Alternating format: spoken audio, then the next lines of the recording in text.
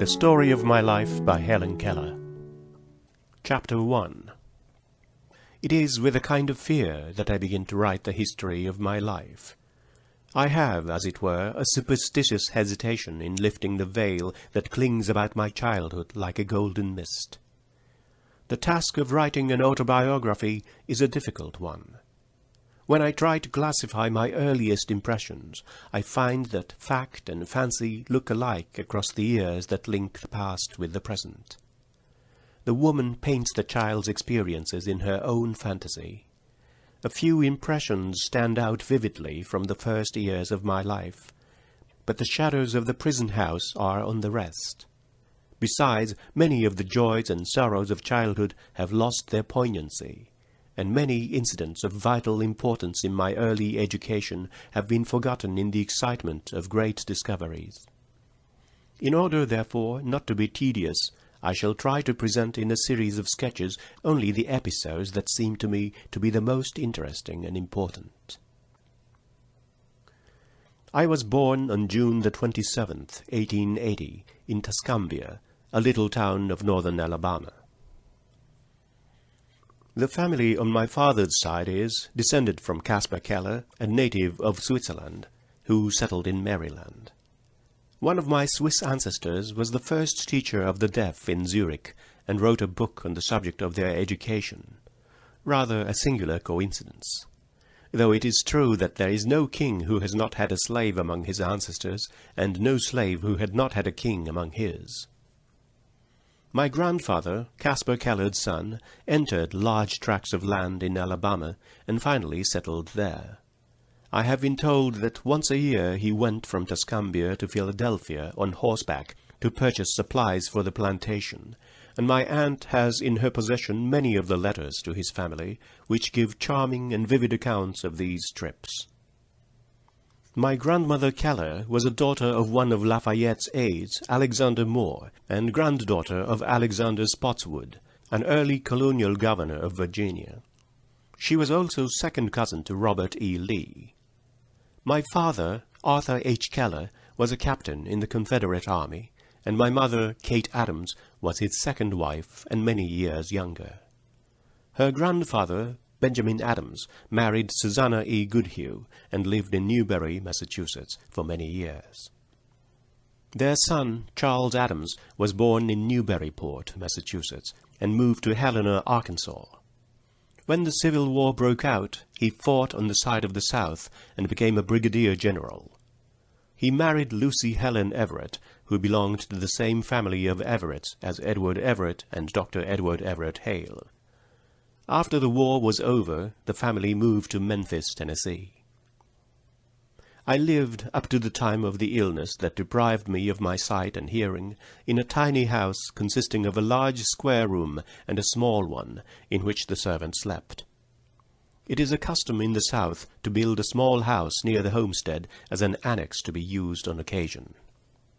Such a house my father built after the Civil War, and when he married my mother, they went to live in it. It was completely covered with vines, climbing roses, and honeysuckles. From the garden it looked like an arbor. The little porch was hidden from view by a screen of yellow roses and southern smilax. It was a favorite haunt of hummingbirds and bees. The Keller homestead, where the family lived, was a few steps from our little rose bower. It was called Ivy Green because the house and the surrounding trees and fences were covered with beautiful English ivy. Its old-fashioned garden was the paradise of my childhood. Even in the days before my teacher came, I used to feel along the square, stiff boxwood hedges, and, guided by the sense of smell, would find the first violets and lilies. There, too, after a fit of temper, I went to find comfort and to hide my hot face in the cool leaves and grass. What joy it was to lose myself in that garden of flowers, to wander happily from spot to spot, until, coming suddenly upon a beautiful vine, I recognized it by its leaves and blossoms, and knew it was the vine which covered the tumble-down summer-house at the farther end of the garden. Here also were trailing clematis, drooping jessamine, and some rare sweet flowers called butterfly lilies, because their fragile petals resemble butterflies' wings. But the roses, they were loveliest of all. Never have I found in the greenhouses of the north such heart-satisfying roses as the climbing roses of my southern home. They used to hang in long festoons from our porch, filling the whole air with their fragrance, untainted by any earthy smell, and in the early morning, washed in the dew, they felt so soft, so pure, I could not help wondering if they did not resemble the asphodels of God's garden. The beginning of my life was simple, and much like every other little life. I came, I saw, I conquered, as the first baby in the family always does. There was the usual amount of discussion as to a name for me. The first baby in the family was not to be lightly named. Everyone was emphatic about that. My father suggested the name of Mildred Campbell, an ancestor whom he highly esteemed, and he declined to take any further part in the discussion. My mother solved the problem by giving it as her wish that I should be called after her mother, whose maiden name was Helen Everett. But in the excitement of carrying me to church, my father lost the name on the way, very naturally, since it was one in which he had declined to have a part. When the minister asked him for it, he just remembered that it had been decided to call me after my grandmother, and he gave her name as Helen Adams. I am told that while I was still in long dresses, I showed many signs of an eager, self-asserting disposition. Everything that I saw other people do, I insisted upon imitating. At 6 months I could pipe out, "Howdy," and one day I attracted everyone's attention by saying, "Tea, tea, tea," quite plainly. Even after my illness, I remembered one of the words I had learned in these early months. It was the word water, and I continued to make some sound for that word after all other speech was lost. I ceased making the sound wawa only when I learned to spell the word. They tell me I walked the day I was a year old. My mother had just taken me out of the bathtub and was holding me in her lap, when I was suddenly attracted by the flickering shadows of leaves that danced in the sunlight on the smooth floor. I slipped from my mother's lap and almost ran toward them. The impulse gone, I fell down and cried for her to take me up in her arms. These happy days did not last long. One brief spring, musical with the song of robin and mockingbird, one summer rich in fruit and roses, one autumn of gold and crimson sped by and left their gifts at the feet of an eager, delighted child. Then, in the dreary month of February, came the illness, which closed my eyes and ears and plunged me into the unconsciousness of a newborn baby. They called it acute congestion of the stomach and brain. The doctor thought I could not live. Early one morning, however, the fever left me as suddenly and mysteriously as it had come. There was great rejoicing in the family that morning, but no one, not even the doctor, knew that I should never see or hear again. I fancy I still have confused recollections of that illness. I especially remember the tenderness with which my mother tried to soothe me in my waking hours of fret and pain, and the agony and bewilderment with which I awoke after a tossing half-sleep, and turned my eyes so dry and hot to the wall, away from the once-loved light, which came to me dim and yet more dim each day. But except for these fleeting memories, if indeed they be memories, it all seems very unreal, like a nightmare. Gradually I got used to the silence and darkness that surrounded me, and forgot that it had ever been different, until she came, my teacher, who was to set my spirit free. But during the first 19 months of my life I had caught glimpses of broad green fields, a luminous sky, trees and flowers which the darkness that followed could not wholly blot out. If we have once seen, the day is ours, and what the day has shown. Chapter 2. I cannot recall what happened during the first months after my illness. I only know that I sat in my mother's lap, or clung to her dress as she went about her household duties. My hands felt every object and observed every motion, and in this way I learned to know many things. Soon I felt the need of some communication with others, and began to make crude signs. A shake of the head meant no, and a nod yes. A pull meant come, and a push go. Was it bread that I wanted? Then I would imitate the act of cutting the slices and buttering them. If I wanted my mother to make ice cream for dinner, I made the sign for working the freezer and shivered, indicating cold. My mother, moreover, succeeded in making me understand a good deal. I always knew when she wished me to bring her something, and I would run upstairs or anywhere else she indicated. Indeed, I owe to her loving wisdom all that was bright and good in my long night. I understood a good deal of what was going on about me. At 5 I learned to fold and put away the clean clothes when they were brought in from the laundry, and I distinguished my own from the rest. I knew by the way my mother and aunt dressed when they were going out, and I invariably begged to go with them. I was always sent for when there was company, and when the guests took their leave, I waved my hand to them, I think with a vague remembrance of the meaning of the gesture.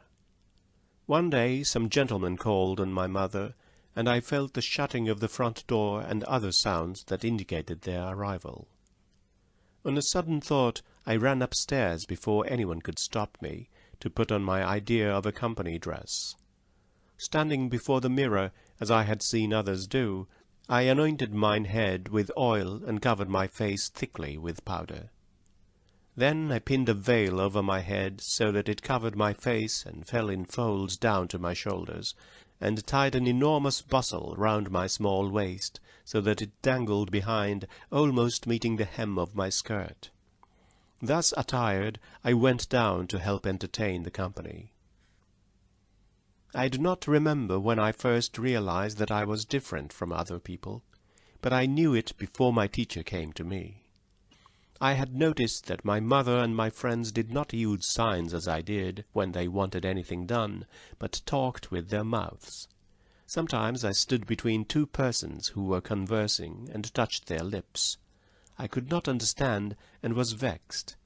I moved my lips and gesticulated frantically without result. This made me so angry at times that I kicked and screamed until I was exhausted. I think I knew when I was naughty, for I knew that it hurt Ella, my nurse, to kick her, and when my fit of temper was over, I had a feeling akin to regret. But I cannot remember any instance in which this feeling prevented me from repeating the naughtiness when I failed to get what I wanted. In those days, a little colored girl, Martha Washington, the child of our cook, and Belle, an old setter and a great hunter in her day, were my constant companions. Martha Washington understood my signs, and I seldom had any difficulty in making her do just as I wished. It pleased me to domineer over her, and she generally submitted to my tyranny rather than risk a hand-to-hand encounter. I was strong, active, indifferent to consequences. I knew my own mind well enough, and always had my own way, even if I had to fight tooth and nail for it. We spent a great deal of time in the kitchen, kneading dough balls, helping make ice cream, grinding coffee, quarrelling over the cake bowl, and feeding the hens and turkeys that swarmed about the kitchen steps. Many of them were so tame that they would eat from my hand and let me feel them. One big gobbler snatched a tomato from me one day and ran away with it. Inspired, perhaps, by Master Gobbler's success, we carried off to the woodpile a cake which the cook had just frosted, and ate every bit of it. I was quite ill afterward, and I wonder if retribution also overtook the turkey.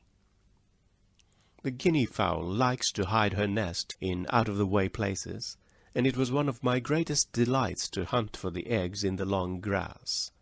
I could not tell Martha Washington when I wanted to go egg-hunting, but I would double my hands and put them on the ground, which meant something round in the grass, and Martha always understood. When we were fortunate enough to find a nest, I never allowed her to carry the eggs home, making her understand by emphatic signs that she might fall and break them.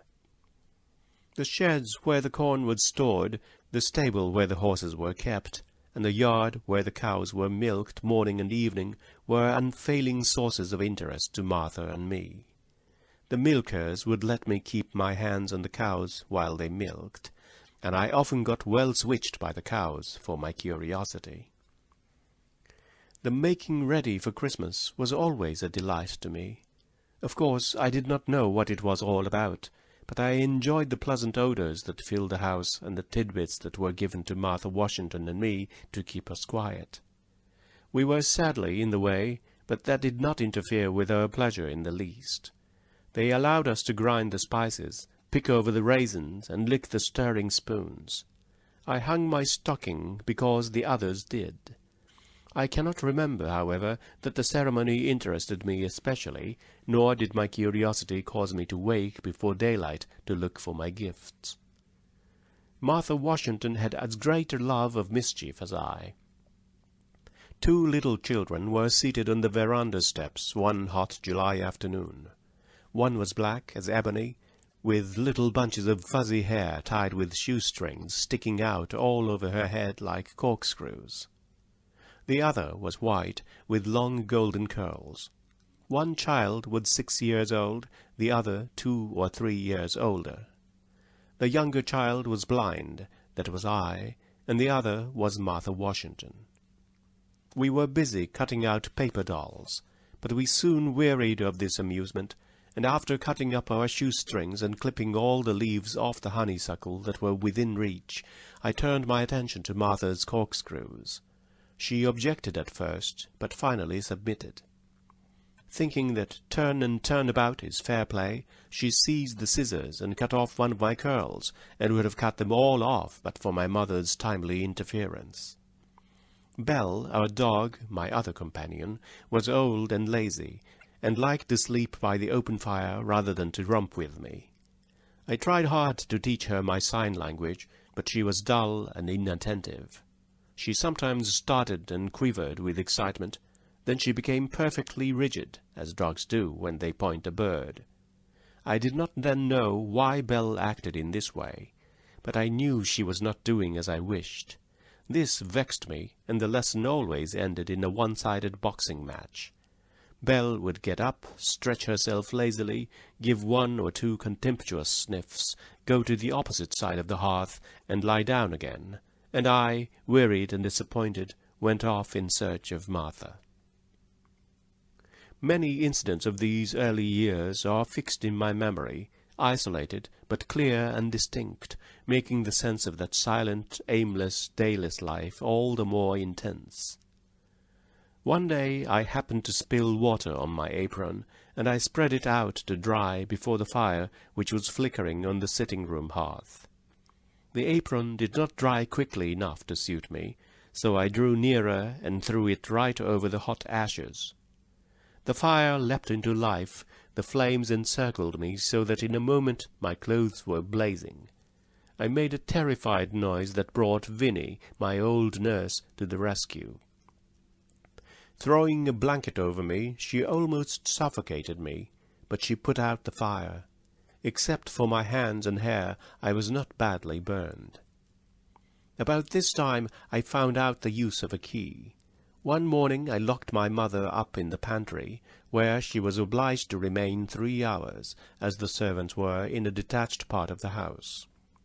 She kept pounding on the door, while I sat outside on the porch steps and laughed with glee as I felt the jar of the pounding.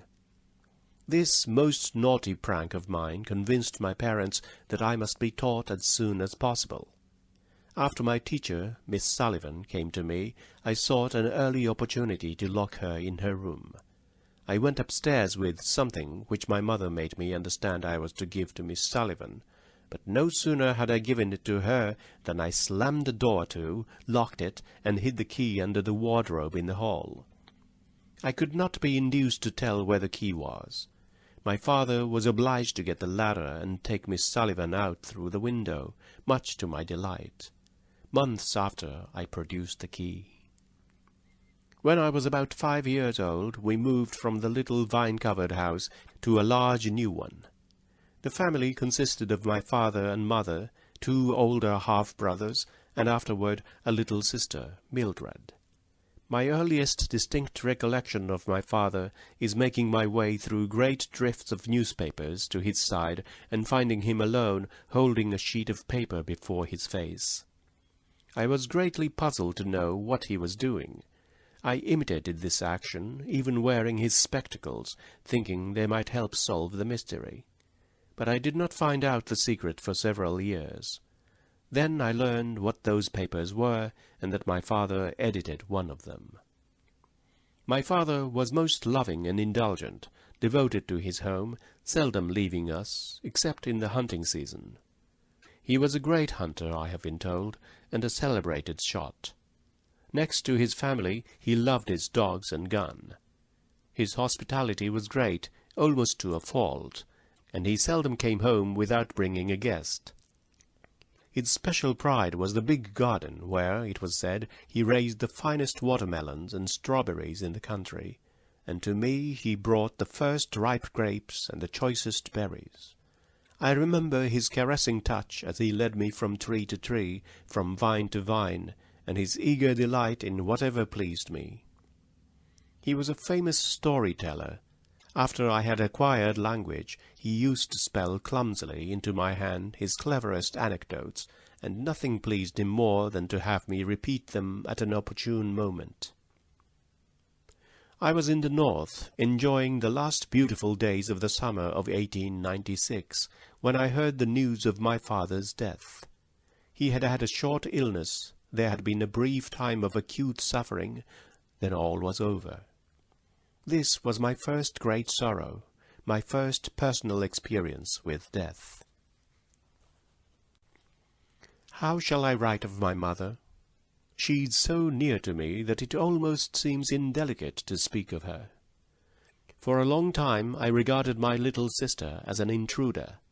I knew that I had ceased to be my mother's only darling, and the thought filled me with jealousy.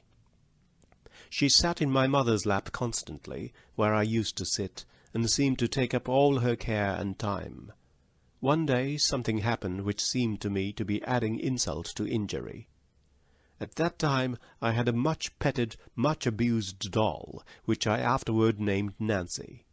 She was, alas, the helpless victim of my outbursts of temper and of affection, so that she became much the worse for wear. I had dolls which talked and cried and opened and shut their eyes, yet I never loved one of them as I loved poor Nancy. She had a cradle, and I often spent an hour or more rocking her. I guarded both doll and cradle with the most jealous care, but once I discovered my little sister sleeping peacefully in the cradle. At this presumption on the part of one to whom as yet no tie of love bound me, I grew angry. I rushed upon the cradle and overturned it, and the baby might have been killed had my mother not caught her as she fell. Thus it is that when we walk in the valley of twofold solitude, we know little of the tender affections that grow out of endearing words and actions and companionship.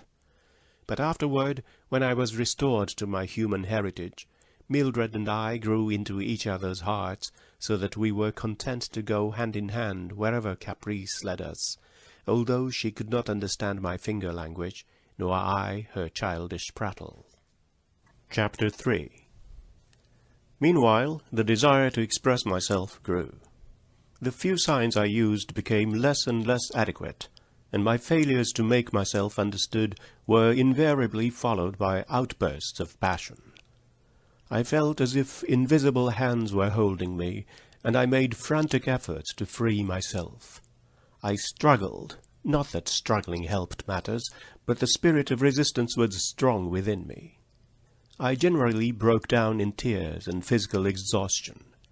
If my mother happened to be near, I crept into her arms, too miserable even to remember the cause of the tempest. After a while, the need of some means of communication became so urgent that these outbursts occurred daily, sometimes hourly. My parents were deeply grieved and perplexed. We lived a long way from any school for the blind or the deaf, and it seemed unlikely that anyone would come to such an out-of-the-way place as Tuscumbia to teach a child who was both deaf and blind. Indeed, my friends and relatives sometimes doubted whether I could be taught. My mother's only ray of hope came from Dickens' American Notes. She had read his account of Laura Bridgman, and remembered vaguely that she was deaf and blind, yet had been educated. But she also remembered with a hopeless pang that Dr. Howe, who had discovered the way to teach the deaf and blind, had been dead many years. His methods had probably died with him, and if they had not, how was a little girl in a far-off town in Alabama to receive the benefit of them? When I was about 6 years old, my father heard of an eminent oculist in Baltimore, who had been successful in many cases that had seemed hopeless. My parents at once determined to take me to Baltimore to see if anything could be done for my eyes. The journey, which I remember well, was very pleasant. I made friends with many people on the train. One lady gave me a box of shells. My father made holes in these so that I could string them, and for a long time they kept me happy and contented. The conductor, too, was kind. Often, when he went his rounds, I clung to his coat-tails while he collected and punched the tickets. His punch, with which he let me play, was a delightful toy. Curled up in a corner of the seat, I amused myself for hours making funny little holes in bits of cardboard. My aunt made me a big doll out of towels. It was the most comical, shapeless thing, this improvised doll, with no nose, mouth, ears, or eyes, nothing that even the imagination of a child could convert into a face. Curiously enough, the absence of eyes struck me more than all the other defects put together. I pointed this out to everybody with provoking persistency, but no one seemed equal to the task of providing the doll with eyes. A bright idea, however, shot into my mind, and the problem was solved. I tumbled off the seat and searched under it until I found my aunt's cape, which was trimmed with large beads. I pulled 2 bees off, and indicated to her that I wanted her to sew them on my doll. She raised my hand to her eyes in a questioning way, and I nodded energetically.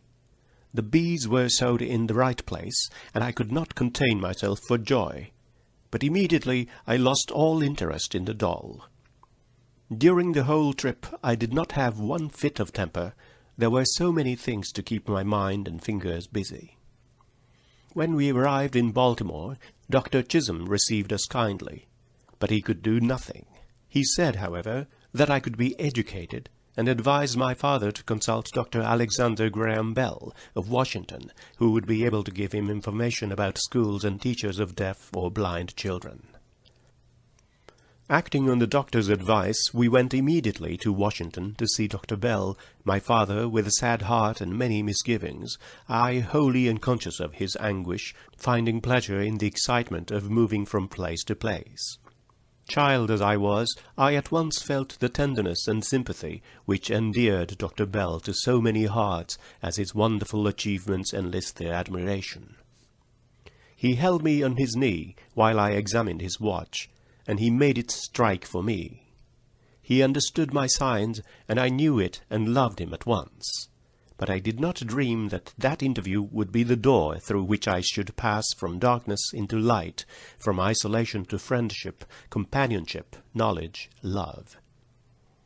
Dr. Bell advised my father to write to Mr. Anagnos, director of the Perkins Institution in Boston, the scene of Dr. Howe's great labors for the blind, and ask him if he had a teacher competent to begin my education.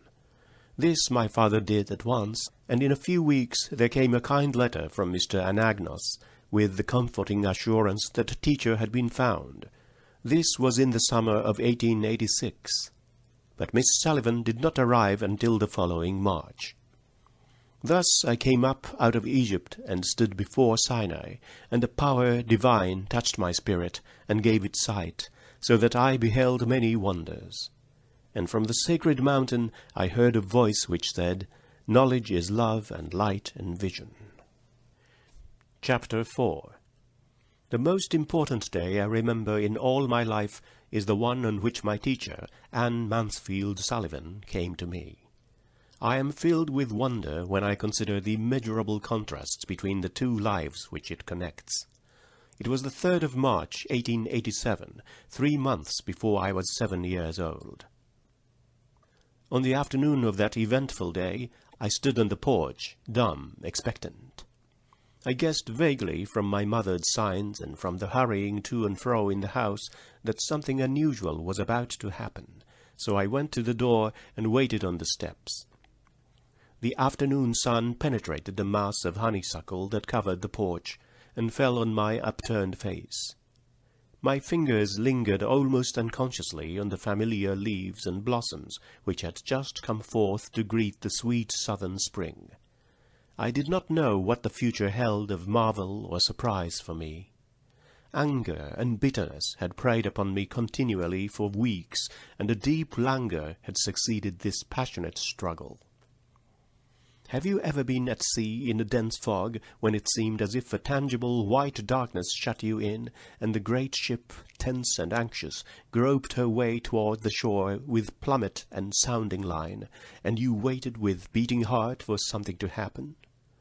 I was like that ship before my education began, only I was without compass or sounding line, and had no way of knowing how near the harbor was. "Light, give me light!"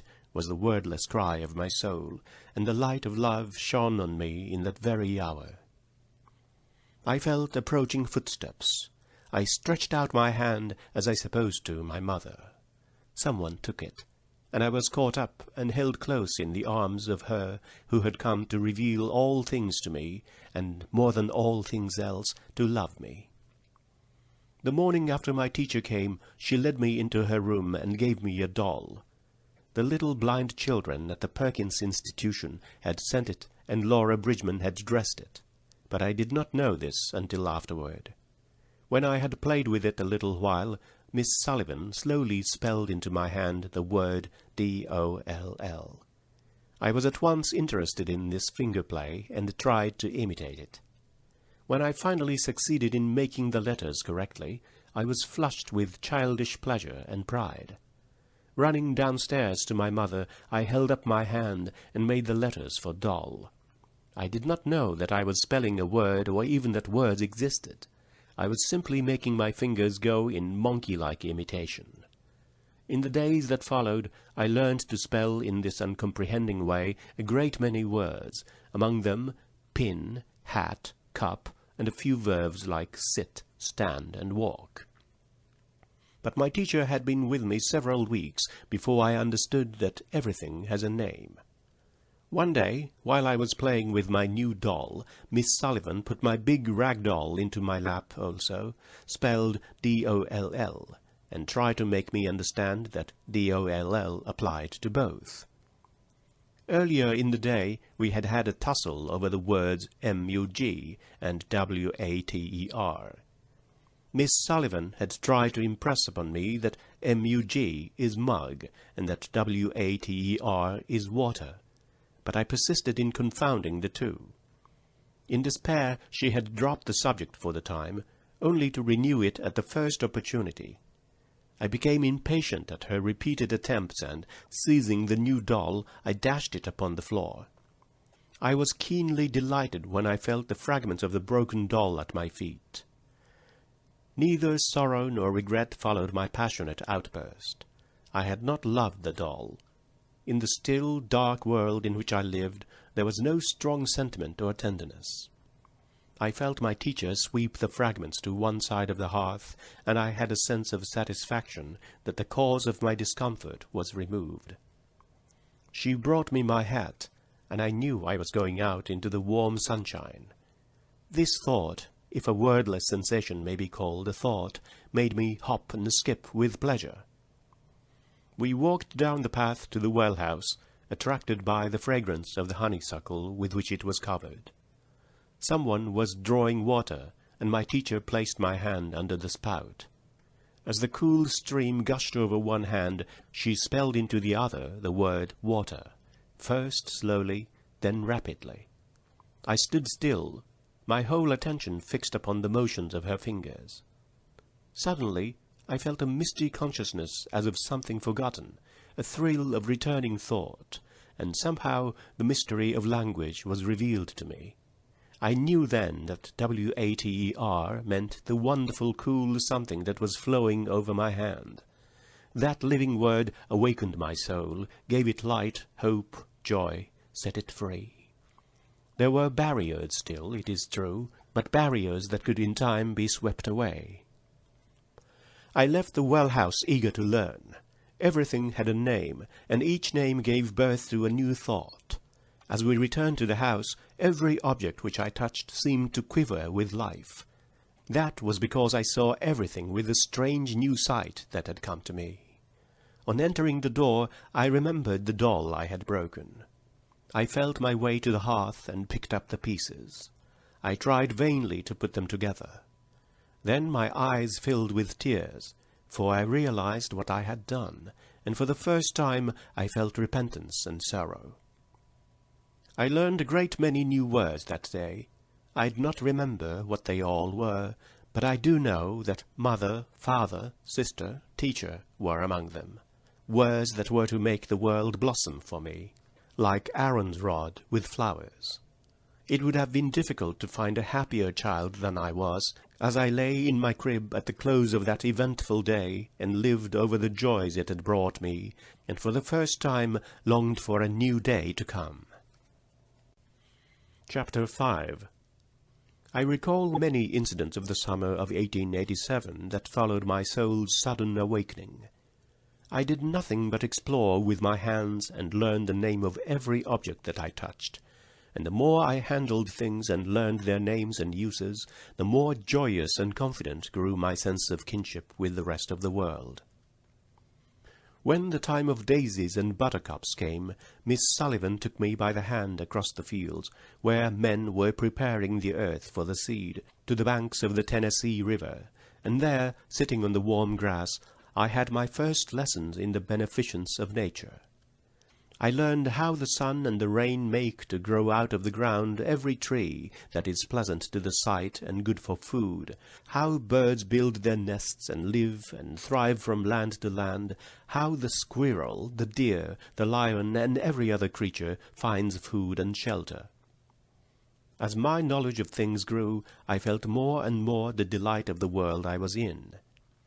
Long before I learned to do a sum in arithmetic or describe the shape of the earth, Miss Sullivan had taught me to find beauty in the fragrant woods, in every blade of grass, and in the curves and dimples of my baby sister's hand. She linked my earliest thoughts with nature, and made me feel that birds and flowers and I were happy peers. But about this time I had an experience which taught me that nature is not always kind. One day my teacher and I were returning from a long ramble. The morning had been fine, but it was growing warm and sultry when at last we turned our faces homeward.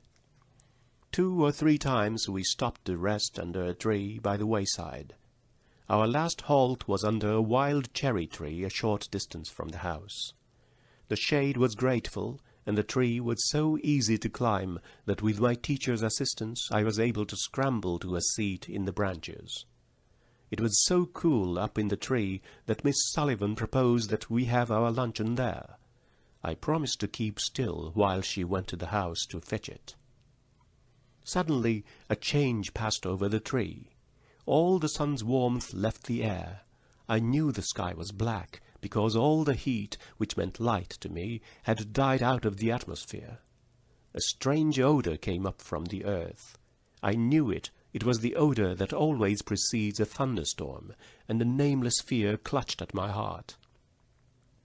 I felt absolutely alone, cut off from my friends and the firm earth. The immense, the unknown, enfolded me. I remained still and expectant. A chilling terror crept over me. I longed for my teacher's return, but above all things I wanted to get down from that tree. There was a moment of sinister silence, then a multitudinous stirring of the leaves. A shiver ran through the tree, and the wind sent forth a blast that would have knocked me off had I not clung to the branch with might and main. The tree swayed and strained, the small twigs snapped and fell about me in showers. A wild impulse to jump seized me, but terror held me fast. I crouched down in the fork of the tree. The branches lashed about me. I felt the intermittent jarring that came now and then, as if something heavy had fallen and the shock had travelled up till it reached the limb I sat on. It worked my suspense up to the highest point, and just as I was thinking the tree and I should fall together, my teacher seized my hand and helped me down. I clung to her, trembling with joy to feel the earth under my feet once more. I had learned a new lesson, that nature wages open war against her children, and under softest touch hides treacherous claws. After this experience, it was a long time before I climbed under the tree. The mere thought filled me with terror. It was the sweet allurement of the mimosa tree in full bloom that finally overcame my fears. One beautiful spring morning, when I was alone in the summer house, reading, I became aware of a wonderful, subtle fragrance in the air. I started up and instinctively stretched out my hands. It seemed as if the spirit of spring had passed through the summer house. "What is it?" I asked, and the next minute I recognized the odor of the mimosa blossoms. I felt my way to the end of the garden, knowing that the mimosa tree was near the fence, at the turn of the path. Yes, there it was, all quivering in the warm sunshine, its blossom-laden branches almost touching the long grass. Was there ever anything so exquisitely beautiful in the world before? Its delicate blossoms shrank from the slightest earthly touch. It seemed as if a tree of paradise had been transplanted to earth. I made my way through a shower of petals to the great trunk, and for 1 minute stood irresolute. Then, putting my foot in the broad space between the forked branches, I pulled myself up into the tree. I had some difficulty in holding on, for the branches were very large and the bark hurt my hands. But I had a delicious sense that I was doing something unusual and wonderful, so I kept on climbing higher and higher, until I reached a little seat which somebody had built there so long ago that it had grown part of the tree itself. I sat there for a long, long time, feeling like a fairy on a rosy cloud. After that I spent many happy hours in my tree of paradise, thinking fair thoughts and dreaming bright dreams. Chapter 6. I had now the key to all language, and I was eager to learn to use it. Children who hear acquire language without any particular effort. The words that fall from other lips they catch on the wing, as it were, delightedly, while the little deaf child must trap them by a slow and often painful process. But whatever the process, the result is wonderful. Gradually, from naming an object, we advance step by step until we have traversed the vast distance between our first stammered syllable and the sweep of thought in a line of Shakespeare. At first, when my teacher told me about a new thing, I asked very few questions. My ideas were vague, and my vocabulary was inadequate. But as my knowledge of things grew, and I learned more and more words, my field of inquiry broadened, and I would return again and again to the same subject, eager for further information. Sometimes a new word revived an image that some earlier experience had engraved on my brain. I remember the morning that I first asked the meaning of the word love. This was before I knew many words. I had found a few early violets in the garden and brought them to my teacher. She tried to kiss me, but at that time I did not like to have anyone kiss me except my mother. Miss Sullivan put her arm gently round me and spelled into my hand, "I love Helen." "What is love?" I asked. She drew me closer to her and said, "It is here," pointing to my heart, whose beats I was conscious of for the first time. Her words puzzled me very much, because I did not then understand anything unless I touched it. I smelt the violet in her hand and asked, half in words, half in signs, a question which meant, "Is love the sweetness of flowers?" "No," said my teacher. Again I thought. The warm sun was shining on us. "Is this not love?" I asked, pointing in the direction from which the heat came. "Is this not love?" It seemed to me that there could be nothing more beautiful than the sun, whose warmth makes all things grow. But Miss Sullivan shook her head, and I was greatly puzzled and disappointed. I thought it strange that my teacher could not show me love. A day or two afterward, I was stringing beads of different sizes in symmetrical groups, 2 large beads, 3 small ones, and so on. I had made many mistakes, and Miss Sullivan had pointed them out again and again with gentle patience. Finally, I noticed a very obvious error in the sequence, and for an instant I concentrated my attention on the lesson, and tried to think how I should have arranged the beads. Miss Sullivan touched my forehead, and spelled with decided emphasis, "Think." In a flash I knew that the word was the name of the process that was going on in my head. This was my first conscious perception of an abstract idea. For a long time I was still. I was not thinking of the beads in my lap, but trying to find a meaning for love in the light of this new idea. The sun had been under a cloud all day, and there had been brief showers, but suddenly the sun broke forth in all its southern splendor. Again I asked my teacher, "Is this not love?" "Love is something like the clouds that were in the sky before the sun came out," she replied. Then, in simpler words than these, which at that time I could not have understood, she explained, "You cannot touch the clouds, you know, but you feel the rain and know how glad the flowers and the thirsty earth are to have it after a hot day. You cannot touch love either, but you feel the sweetness that it pours into everything. Without love you would not be happy or want to play." The beautiful truth burst upon my mind. I felt that there were invisible lines stretched between my spirit and the spirits of others. From the beginning of my education, Miss Sullivan made it a practice to speak to me as she would speak to any hearing child. The only difference was that she spelled the sentences into my hand instead of speaking them. If I did not know the words and idioms necessary to express my thoughts, she supplied them, even suggesting conversation when I was unable to keep up my end of the dialogue. This process was continued for several years. For the deaf child does not learn in a month, or even in 2 or 3 years, the numberless idioms and expressions used in the simplest daily intercourse. The little hearing child learns these from constant repetition and imitation. The conversation he hears in his home stimulates his mind and suggests topics and calls forth the spontaneous expression of his own thoughts. This natural exchange of ideas is denied to the deaf child. My teacher, realizing this, determined to supply the kinds of stimulus I lacked. This she did by repeating to me as far as possible verbatim what she heard, and by showing me how I could take part in the conversation. But it was a long time before I ventured to take the initiative, and still longer before I could find something appropriate to say at the right time. The deaf and the blind find it very difficult to acquire the amenities of conversation. How much more this difficulty must be augmented in the case of those who are both deaf and blind. They cannot distinguish the tone of the voice, or, without assistance, go up and down the gamut of tones that give significance to words, nor can they watch the expression of the speaker's face, and the look is often the very soul of what one says. Chapter 7. The next important step in my education was learning to read.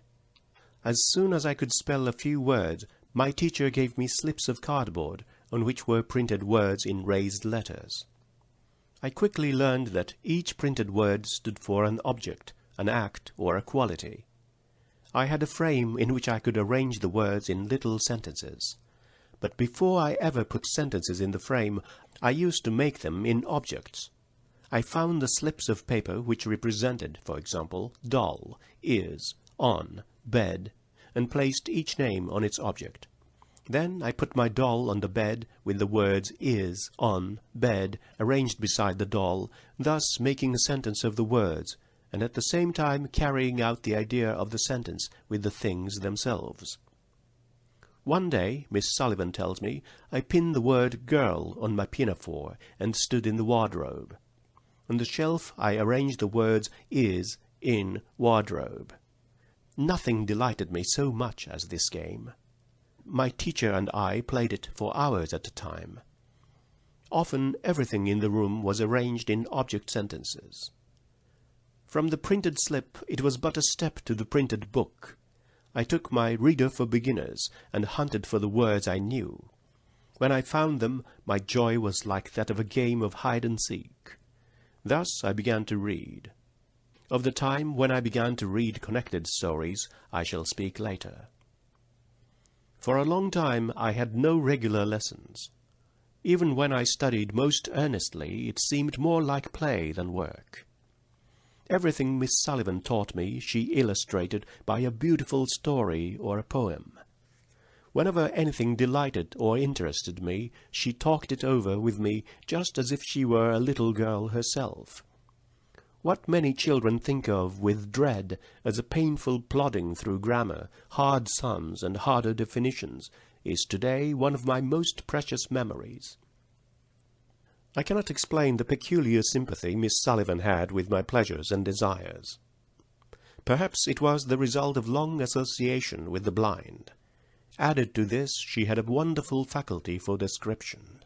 She went quickly over uninteresting details, and never nagged me with questions to see if I remembered the day before yesterday's lesson. She introduced dry technicalities of science little by little, making every subject so real that I could not help remembering what she taught. We read and studied out of doors, preferring the sunlit woods to the house. All my early lessons have in them the breath of the woods, the fine resinous odor of pine needles, blended with the perfume of wild grapes. Seated in the gracious shade of a wild tulip tree, I learned to think that everything has a lesson and a suggestion. The loveliness of things taught me all their use. Indeed, everything that could hum, or buzz, or sing, or bloom had a part in my education.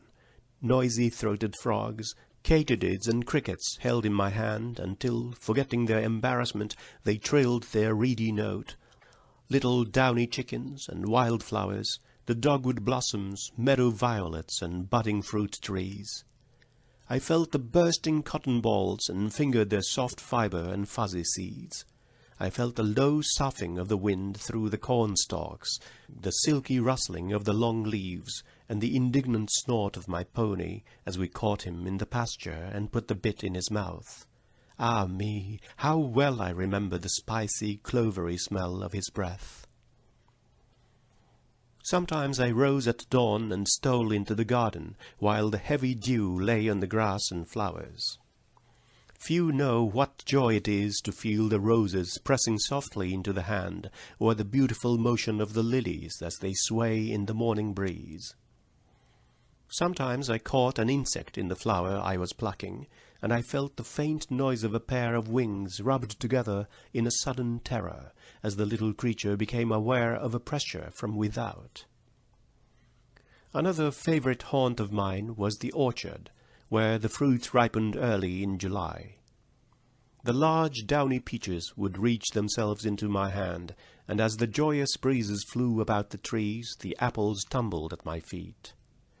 Oh, the delight with which I gathered up the fruit in my pinafore, pressed my face against the smooth cheeks of the apples, still warm from the sun, and skipped back to the house. Our favourite walk was to Keller's Landing, an old tumble-down lumber wharf on the Tennessee River, used during the Civil War to land soldiers. There we spent many happy hours and played at learning geography. I built dams of pebbles, made islands and lakes, and dug river beds, all for fun, and never dreamed that I was learning a lesson. I listened with increasing wonder to Miss Sullivan's descriptions of the great round world with its burning mountains, buried cities, moving rivers of ice, and many other things as strange. She made raised maps in clay so that I could feel the mountain ridges and valleys and follow with my fingers the devious course of rivers. I liked this too, but the division of the earth into zones and poles confused and teased my mind. The illustrative strings and the orange stick representing the poles seemed so real that even to this day the mere mention of temperature zone suggests a series of twined circles, and I believe that if anyone should set about it, he could convince me that white bears actually climbed the North Pole. Arithmetic seems to have been the only study I did not like. From the first, I was not interested in the science of numbers. Miss Sullivan tried to teach me to count by stringing beads in groups, and by arranging kindergarten straws I learned to add and subtract. I never had patience to arrange more than 5 or 6 groups at a time. When I had accomplished this, my conscience was at rest for the day, and I went out quickly to find my playmates. In this same leisurely manner, I studied zoology and botany. Once a gentleman, whose name I have forgotten, sent me a collection of fossils. Tiny mollusk shells, beautifully marked, and bits of sandstone with the print of birds' claws, and a lovely fern in bas-relief. These were the keys which unlocked the treasures of the antediluvian world for me. With trembling fingers I listened to Miss Sullivan's descriptions of the terrible beasts with uncouth, unpronounceable names, which once went tramping through the primeval forests, tearing down the branches of gigantic trees for food, and died in the dismal swamps of an unknown age. For a long time these strange creatures haunted my dreams, and this gloomy period formed a sombre background to the joyous now, filled with sunshine and roses, and echoing with the gentle beat of my pony's hoof. Another time a beautiful shell was given me, and with a child's surprise and delight I learned how a tiny mollusk had built the lustrous coil for his dwelling place, and how, on still nights, when there is no breeze stirring the waves, the Nautilus sails on the blue waters of the Indian Ocean in its ship of pearl. After I had learned a great many interesting things about the life and habits of the children of the sea, how in the midst of dashing waves the little polyps build the beautiful coral isles of the Pacific, and the foraminifera have made the chalk hills of many a land, my teacher read me The Chambered Nautilus, and showed me that the shell-building process of the mollusks is symbolical of the development of the mind. Just as the wonder-working mantle of the Nautilus changes the material it absorbs from the water and makes it a part of itself, so the bits of knowledge one gathers undergo a similar change and becomes pearls of thought. Again, it was the growth of a plant that furnished the text for a lesson. We bought a lily and set it in the sunny window. Very soon the green, pointed buds showed signs of opening. The slender, finger-like leaves on the outside opened slowly, reluctant, I thought, to reveal the loveliness they hid. Once having made a start, however, the opening process went on rapidly, but in order and systematically. There was always one bud larger and more beautiful than the rest, which pushed her outer covering back with more pomp, as if the beauty in soft, silky robes knew that she was the lily queen by right divine, while her more timid sisters doffed their green hoods shyly, until the whole plant was one nodding bough of loveliness and fragrance. Once there were 11 tadpoles in a glass globe set in a window full of plants. I remember the eagerness with which I made discoveries about them. It was great fun to plunge my hand into the bowl and feel the tadpoles frisk about, and to let them slip and slide between my fingers. One day a more ambitious fellow leapt beyond the edge of the bowl and fell on the floor, where I found him to all appearance more dead than alive. The only sign of life was a slight wriggling of his tail. But no sooner had he returned to his element than he darted to the bottom, swimming round and round in joyous activity. He had made his leap, he had seen the great world, and was content to stay in his pretty glass house under the big fuchsia tree until he attained the dignity of froghood. Then he went to live in the leafy pool at the end of the garden, where he made the summer nights musical with his quaint love song. Thus I learned from life itself. At the beginning I was only a little mass of possibilities. It was my teacher who unfolded and developed them. When she came, everything about me breathed of love and joy and was full of meaning. She has never since let pass an opportunity to point out the beauty that is in everything, nor has she ceased trying in thought and action an example to make my life sweet and useful. It was my teacher's genius, her quick sympathy, her loving tact, which made the first years of my education so beautiful. It was because she seized the right moment to impart knowledge that made it so pleasant and acceptable to me. She realized that a child's mind is like a shallow brook which ripples and dances merrily over the stony course of its education, and reflects here a flower, there a bush, yonder a fleecy cloud, and she attempted to guide my mind on its way, knowing that like a brook it should be fed by mountain streams and hidden springs, until it broadened out into a deep river, capable of reflecting in its placid surface billowy hills, the luminous shadows of trees, and the blue heavens, as well as the sweet face of a little flower. Any teacher can take a child to the classroom, but not every teacher can make him learn. He will not work joyously until he feels that liberty is his, whether he is busy or at rest. He must feel the flush of victory and the heart-sinking of disappointment before he takes with a will the tasks distasteful to him and resolves to dance his way bravely through a dull routine of textbooks. My teacher is so near to me that I scarcely think of myself apart from her. How much of my delight in all beautiful things is innate, and how much is due to her influence, I can never tell. I feel that her being is inseparable from my own, and that the footsteps of my life are in hers. All the best of me belongs to her. There is not a talent or an inspiration or a joy in me that is not awakened by her loving touch. Chapter 8. The first Christmas after Miss Sullivan came to Tuscumbia was a great event. Everyone in the family prepared surprises for me. But what pleased me most, Miss Sullivan and I prepared surprises for everybody else. The mystery that surrounded the gifts was my greatest delight and amusement. My friends did all they could to excite my curiosity by hints and half-spelled sentences which they pretended to break off in the nick of time. Miss Sullivan and I kept up a game of guessing which taught me more about the use of language than any set lessons could have done. Every evening, seated round a glowing wood fire, we played our guessing game, which grew more and more exciting as Christmas approached. On Christmas Eve, the Tuscumbia school children had their tree, to which they invited me. In the center of the schoolroom stood a beautiful tree, ablaze and shimmering in the soft light, its branches loaded with strange, wonderful fruit.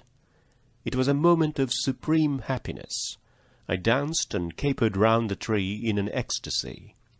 When I learned that there was a gift for each child, I was delighted, and the kind people who had prepared the tree permitted me to hand the presents to the children. In the pleasure of doing this, I did not stop to look at my own gifts, but when I was ready for them, my impatience for the real Christmas to begin almost got beyond control. I know the gifts I already had were not those of which friends had thrown out such tantalizing hints, and my teacher said the presents I was to have would be even nicer than these. I was persuaded, however, to content myself with the gifts from the tree and leave the others until morning. That night, after I had hung my stocking, I lay awake a long time, pretending to be asleep and keeping alert to see what Santa Claus would do when he came. At last I fell asleep with a new doll and a white bear in my arms. Next morning it was I who waked the whole family with my first Merry Christmas. I found surprises, not in the stocking only, but on the table, on all the chairs, at the door, on the very window-sill. Indeed, I could hardly walk without stumbling on a bit of Christmas wrapped up in tissue paper. But when my teacher presented me with a canary, my cup of happiness overflowed. Little Tim was so tame that he would hop on my finger and eat candied cherries out of my hand. Miss Sullivan taught me to take all the care of my new pet. Every morning after breakfast I prepared his bath, made his cage clean and sweet, filled his cups with fresh seed and water from the well-house, and hung a spray of chickweed in its swing. One morning I left the cage on the window-seat while I went to fetch water for his bath. When I returned, I felt a big cat brush past me as I opened the door. At first I did not realize what had happened, but when I put my hand in the cage and Tim's pretty wings did not meet my touch, or his small pointed claws take hold of my finger, I knew that I should never see my sweet little singer again. Chapter 9. The next important event in my life was my visit to Boston in May 1888. As if it were yesterday, I remember the preparations, the departure with my teacher and my mother, the journey, and finally the arrival in Boston. How different this journey was from the one I had made to Baltimore 2 years before. I was no longer a restless, excitable little creature, requiring the attention of everybody on the train to keep me amused. I sat quietly beside Miss Sullivan, taking in with eager interest all that she told me about what she saw out of the car window. The beautiful Tennessee River, the great cotton fields, the hills and woods, and the crowds of laughing negroes at the stations, who waved to the people on the train and brought delicious candy and popcorn balls through the car. On the seat opposite me sat my big rag doll, Nancy, in a new gingham dress and a beruffled sunbonnet, looking at me out of 2 bead eyes. Sometimes, when I was not absorbed in Miss Sullivan's descriptions, I remembered Nancy's existence and took her up in my arms, but I generally calmed my conscience by making myself believe that she was asleep. As I shall not have occasion to refer to Nancy again, I wish to tell here a sad experience she had soon after our arrival in Boston. She was covered with dirt, the remains of mud pies I had compelled her to eat, although she had never shown any special liking for them. The laundress at the Perkins Institution secretly carried her off to give her a bath. This was too much for poor Nancy. When I next saw her, she was a formless heap of cotton, which I should not have recognized at all, except for the 2 bead eyes, which looked out at me reproachfully. When the train at last pulled into the station at Boston, it was as if a beautiful fairy tale had come true. The once upon a time was now, the faraway country was here. We had scarcely arrived at the Perkins Institution for the blind when I began to make friends with the little blind children. It delighted me inexpressibly to find that they knew the manual alphabet.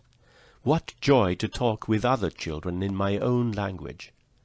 Until then I had been like a foreigner speaking through an interpreter. In the school where Laura Bridgman was taught, I was in my own country. It took me some time to appreciate the fact that my new friends were blind. I knew I could not see, but it did not seem possible that all the eager, loving children who gathered round me and joined heartily in my frolics were also blind.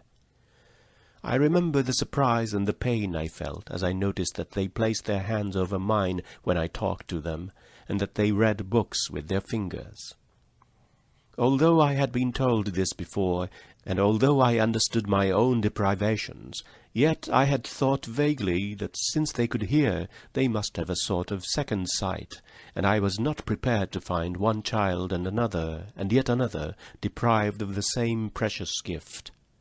But they were so happy and contented that I lost all sense of pain in the pleasure of their companionship.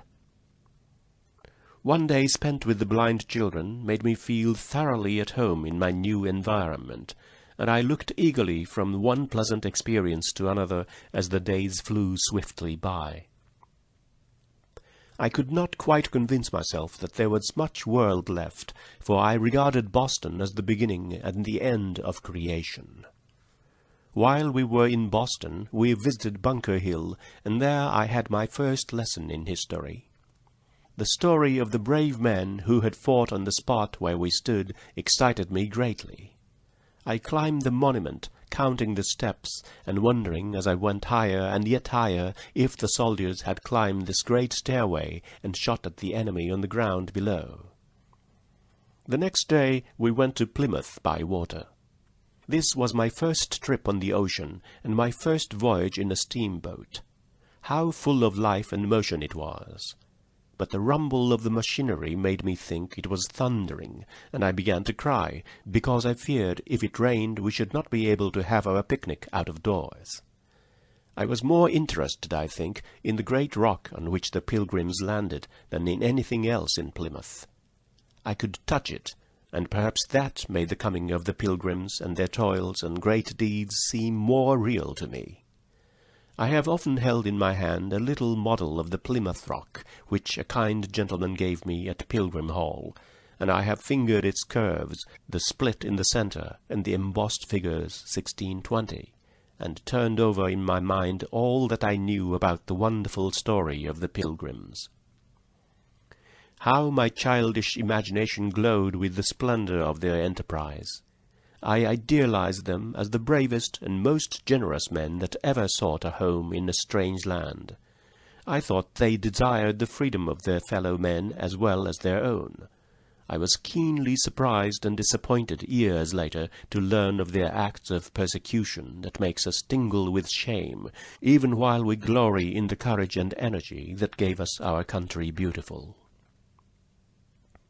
Among the many friends I made in Boston were Mr. William Endicott and his daughter. Their kindness to me was the seed from which many pleasant memories have since grown. One day we visited their beautiful home at Beverly Farms.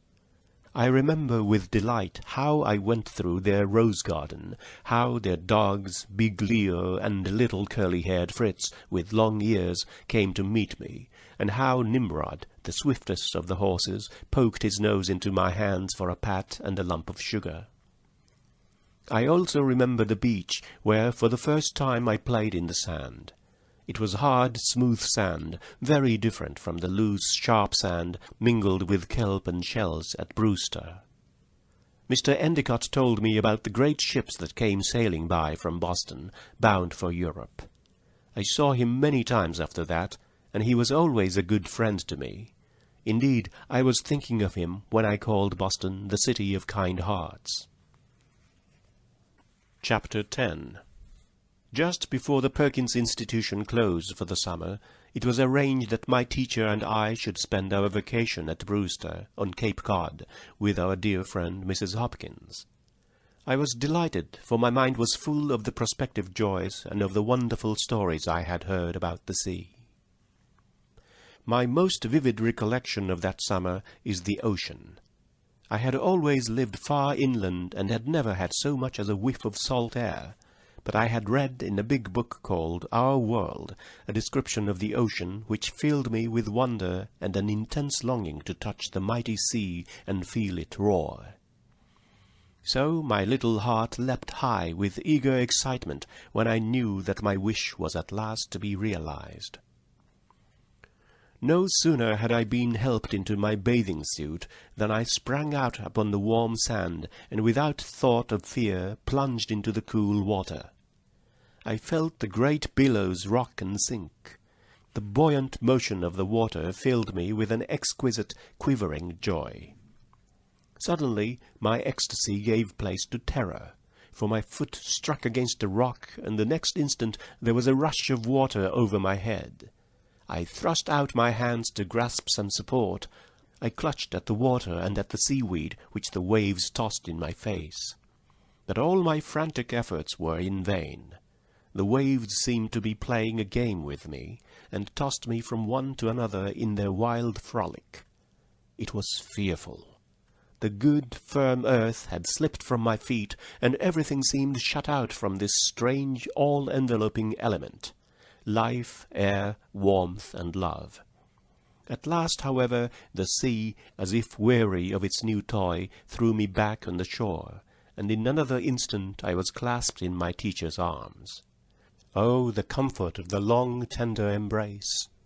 As soon as I had recovered from my panic sufficiently to say anything, I demanded, "Who put salt in the water?"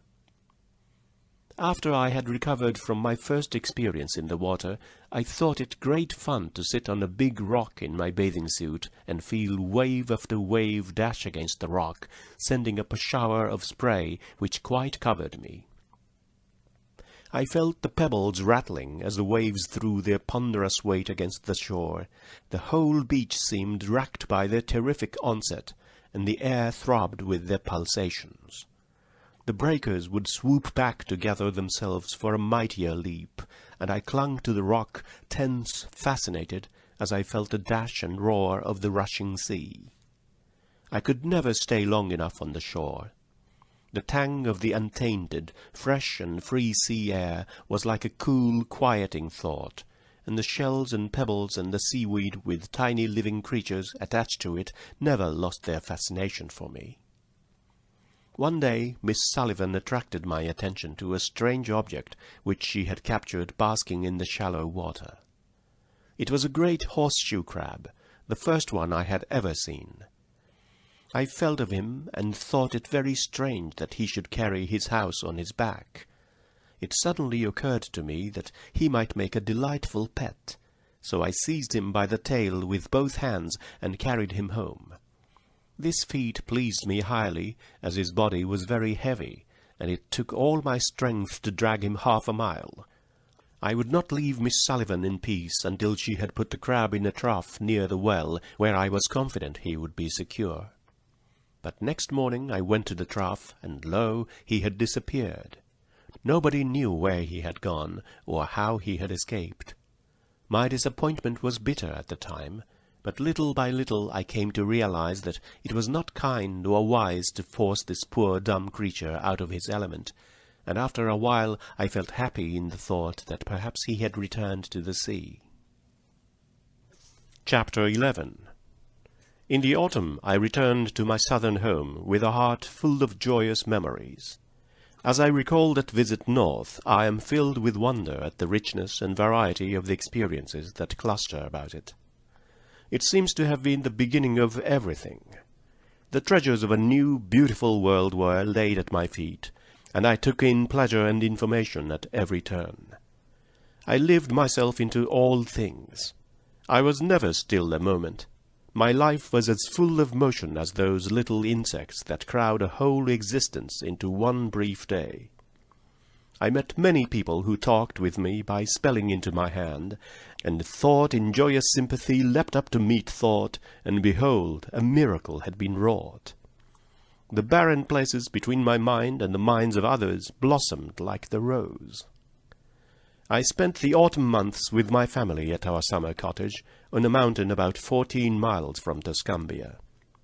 It was called Fern Quarry, because near it there was a limestone quarry, long since abandoned.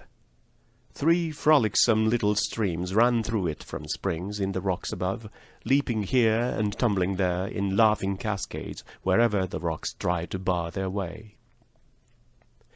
The opening was filled with ferns which completely covered the beds of limestone and in places hid the streams. The rest of the mountain was thickly wooded.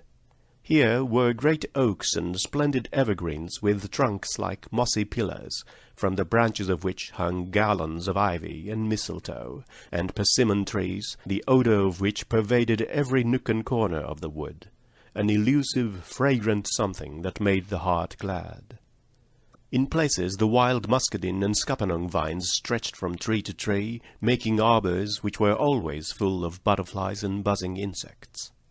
It was delightful to lose ourselves in the green hollows of that tangled wood in the late afternoon, and to smell the cool, delicious odors that came up from the earth at the close of the day. Our cottage was a sort of rough camp, beautifully situated on the top of the mountain among oaks and pines. The small rooms were arranged on each side of a long open hall. Round the house was a wide piazza, where the mountain winds blew, sweet with all wood scents. We lived on the piazza most of the time. There we worked, ate, and played.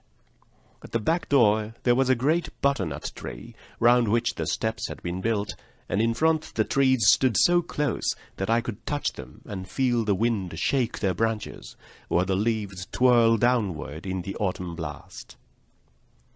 Many visitors came to Fern Quarry. In the evening, by the campfire, the men played cards and whiled away the hours in talk and sport. They told stories of their wonderful feats with fowl, fish, and quadruped. How many wild ducks and turkeys they had shot, what savage trout they had caught, and how they had bagged the craftiest foxes, outwitted the most clever possums, and overtaken the fleetest deer, until I thought that surely the lion, the tiger, the bear, and the rest of the wild tribe would not be able to stand before these wily hunters. "Tomorrow to the chase," was their good-night shout, as the circle of merry friends broke up for the night. The men slept in the hall outside our door, and I could feel the deep breathing of the dogs and the hunters as they lay on their improvised beds. At dawn I was awakened by the smell of coffee, the rattling of guns, and the heavy footsteps of the men as they strode about, promising themselves the greatest luck of the season. I could also feel the stamping of the horses, which they had hidden out from town and hitched under the trees, where they stood all night, neighing loudly, impatient to be off. At last the men mounted, and as they say in the old songs, away went the steeds with bridles ringing and whips cracking and hounds racing ahead, and away went the champion hunters with hark and whoop and wild halloo. Later in the morning we made preparations for a barbecue. A fire was kindled at the bottom of a deep hole in the ground, big sticks were laid crosswise at the top, and meat was hung from them and turned on spits. Around the fire squatted negroes, driving away the flies with long branches. The savory odor of the meat made me hungry long before the tables were set. When the bustle and excitement of preparation was at its height, the hunting party made its appearance, struggling in by twos and threes, the men hot and weary, the horses covered with foam, and the jaded hounds panting and dejected, and not a single kill. Every man declared that he had seen at least one deer, and that the animal had come very close, but however hotly the dogs might pursue the game, however well the guns might be aimed, at the snap of the trigger there was not a deer in sight. They had been as fortunate as the little boy who said he came very near seeing a rabbit. He saw his tracks. The party soon forgot its disappointment, however, and we sat down, not to venison, but to a tamer feast of veal and roast pig. One summer I had my pony at Fern Quarry. I called him Black Beauty, as I had just read the book, and he resembled his namesake in every way, from his glossy black coat to the white star on his forehead. I spent many of my happiest hours on his back. Occasionally, when it was quite safe, my teacher would let go of the leading rein, and the pony sauntered on or stopped at his sweet will to eat grass or nibble the leaves of the trees that grew beside the narrow trail. On mornings when I did not care for the ride, my teacher and I would start after breakfast for a ramble in the woods, and allow ourselves to get lost amid the trees and vines, with no road to follow except the paths made by cows and horses. Frequently we came upon impassable thickets, which forced us to take a roundabout way. We always returned to the cottage with armfuls of laurel, goldenrod, ferns, and gorgeous swamp flowers such as grow only in the south. Sometimes I would go with Mildred and my little cousins to gather persimmons. I did not eat them, but I loved their fragrance and enjoyed hunting for them in the leaves and grass. We also went nutting, and I helped them open the chestnut burns and break the shells of hickory nuts and walnuts, the big, sweet walnuts. At the foot of the mountain there was a railroad, and the children watched the trains whiz by. Sometimes a terrific whistle brought us to the steps, and Mildred told me in great excitement that a cow or a horse had strayed on the track. About a mile distant there was a trestle spanning a deep gorge. It was very difficult to walk over. The ties were wide apart, and so narrow that one felt as if one were walking on knives. I had never crossed it until one day Mildred, Miss Sullivan, and I were lost in the woods, and wandered for hours without finding a path. Suddenly Mildred pointed with her little hand and exclaimed, "There's the trestle." We would have taken any way rather than this, but it was late and growing dark, and the trestle was a short-cut home. I had to feel for the rails with my toe, but I was not afraid, and got on very well, until all at once there came a faint puff from the distance. "I see the train!" cried Mildred, and in another minute it would have been upon us, had we not climbed down on the cross-braces while it rushed over our heads. I felt the hot breath from the engine on my face, and the smoke and ashes almost choked us. As the train rumbled by, the trestle shook and swayed, until I thought we should be dashed to the chasm below. With the utmost difficulty we regained the track. Long after dark we reached home and found the cottage empty. The family were all out hunting for us. Chapter 12. After my first visit to Boston, I spent almost every winter in the north. Once I went on a visit to a New England village, with its frozen lakes and vast snowfields. It was then that I had opportunities such as had never been mine to enter into the treasures of the snow. I recall my surprise on discovering that a mysterious hand had stripped the trees and bushes, leaving only here and there a wrinkled leaf. The birds had flown, and their empty nests in the bare trees were filled with snow. Winter was on hill and field. The earth seemed benumbed by his icy touch, and the very spirits of the trees had withdrawn to their roots, and there, curled up in the dark, lay fast asleep. All life seemed to have ebbed away, and even when the sun shone the day was shrunk and cold, as if her veins were sapless and old, and she rose up decrepitly for a last dim look at earth and sea. The withered grass and the bushes were transformed into a forest of icicles. Then came a day when the chill air portended a snowstorm. We rushed out of doors to feel the first few tiny flakes descending. Hour by hour the flakes dropped silently, softly from their airy height to the earth, and the country became more and more level. A snowy night closed upon the world, and in the morning one could scarcely recognize the feature of the landscape. All the roads were hidden, not a single landmark was visible, only a waste of snow with trees rising out of it. In the evening a wind from the northeast sprang up, and the flakes rushed hither and thither in furious melee. Around the great fire we sat and told merry tales, and frolicked, and quite forgot that we were in the midst of a desolate solitude, shut in from all communication with the outside world. But during the night the fury of the wind increased to such a degree that it thrilled us with a vague terror. The rafters creaked and strained, and the branches of the trees surrounding the house rattled and beat against the windows, as the winds rioted up and down the country. On the third day after the beginning of the storm, the snow ceased. The sun broke through the clouds and shone upon a vast undulating white plain. High mounds, pyramids heaped in fantastic shapes, and impenetrable drifts lay scattered in every direction. Narrow paths were shovelled through the drifts. I put on my cloak and hood and went out. The air stung my cheeks like fire. Half walking in the paths, half working our way through the lesser drifts, we succeeded in reaching a pine grove just outside a broad pasture. The trees stood motionless and white, like figures in the marble frieze. There was no odor of pine needles. The rays of the sun fell upon the trees, so that the twigs sparkled like diamonds and dropped in showers when we touched them. So dazzling was the light, it penetrated even the darkness that veils my eyes. As the days wore on, the drifts gradually shrunk, but before they were wholly gone, another storm came, so that I scarcely felt the earth under my feet once all winter.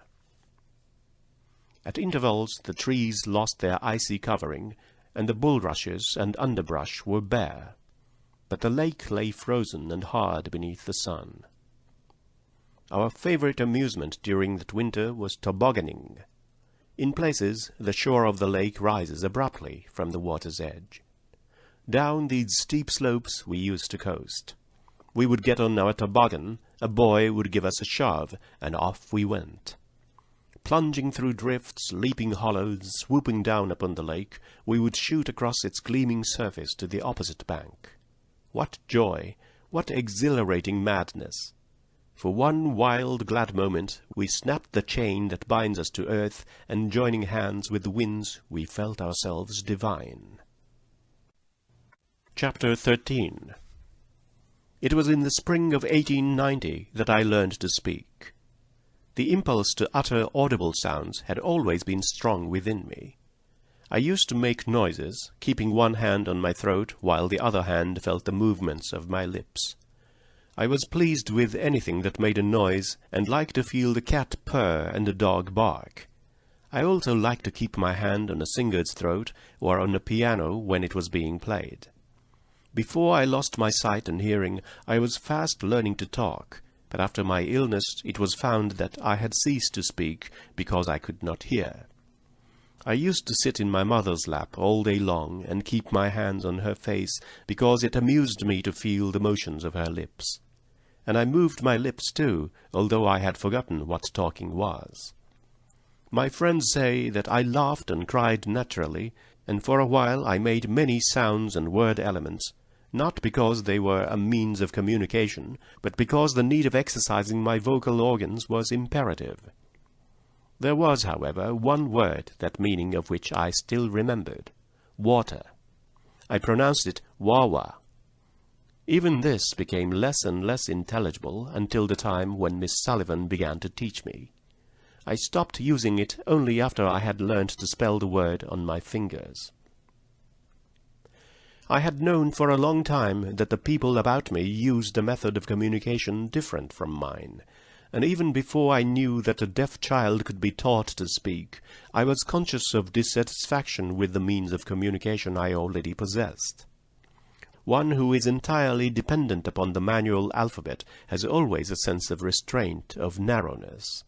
This feeling began to agitate me with a vexing, forward-reaching sense of a lack that should be filled. My thoughts would often rise and beat up like birds against the wind, and I persisted in using my lips and voice. Friends tried to discourage this tendency, fearing lest it should lead to disappointment. But I persisted, and an accident soon occurred which resulted in the breaking down of this great barrier. I heard the story of Ragnhild Carter. Mrs. Lamson, who had been one of Laura Bridgman's teachers, and who had just returned from a visit to Norway and Sweden, came to see me and told me of Ragnhild Carter, a deaf and blind girl in Norway who had actually been taught to speak. Mrs. Lamson had scarcely finished telling me about this girl's success before I was on fire with eagerness. I resolved that I, too, would learn to speak. I would not rest satisfied until my teacher took me, for advice and assistance, to Miss Sarah Fuller, principal of the Horace Mann School. This lovely, sweet-natured lady offered to teach me herself, and we began the 26th of March, 1890. Miss Fuller's method was this. She passed my hand lightly over her face, and let me feel the position of her tongue and lips when she made a sound. I was eager to imitate every motion, and in an hour had learned 6 elements of speech: M, P, A, S, T, I.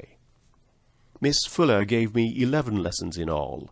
I shall never forget the surprise and delight I felt when I uttered my first connected sentence: "It is warm."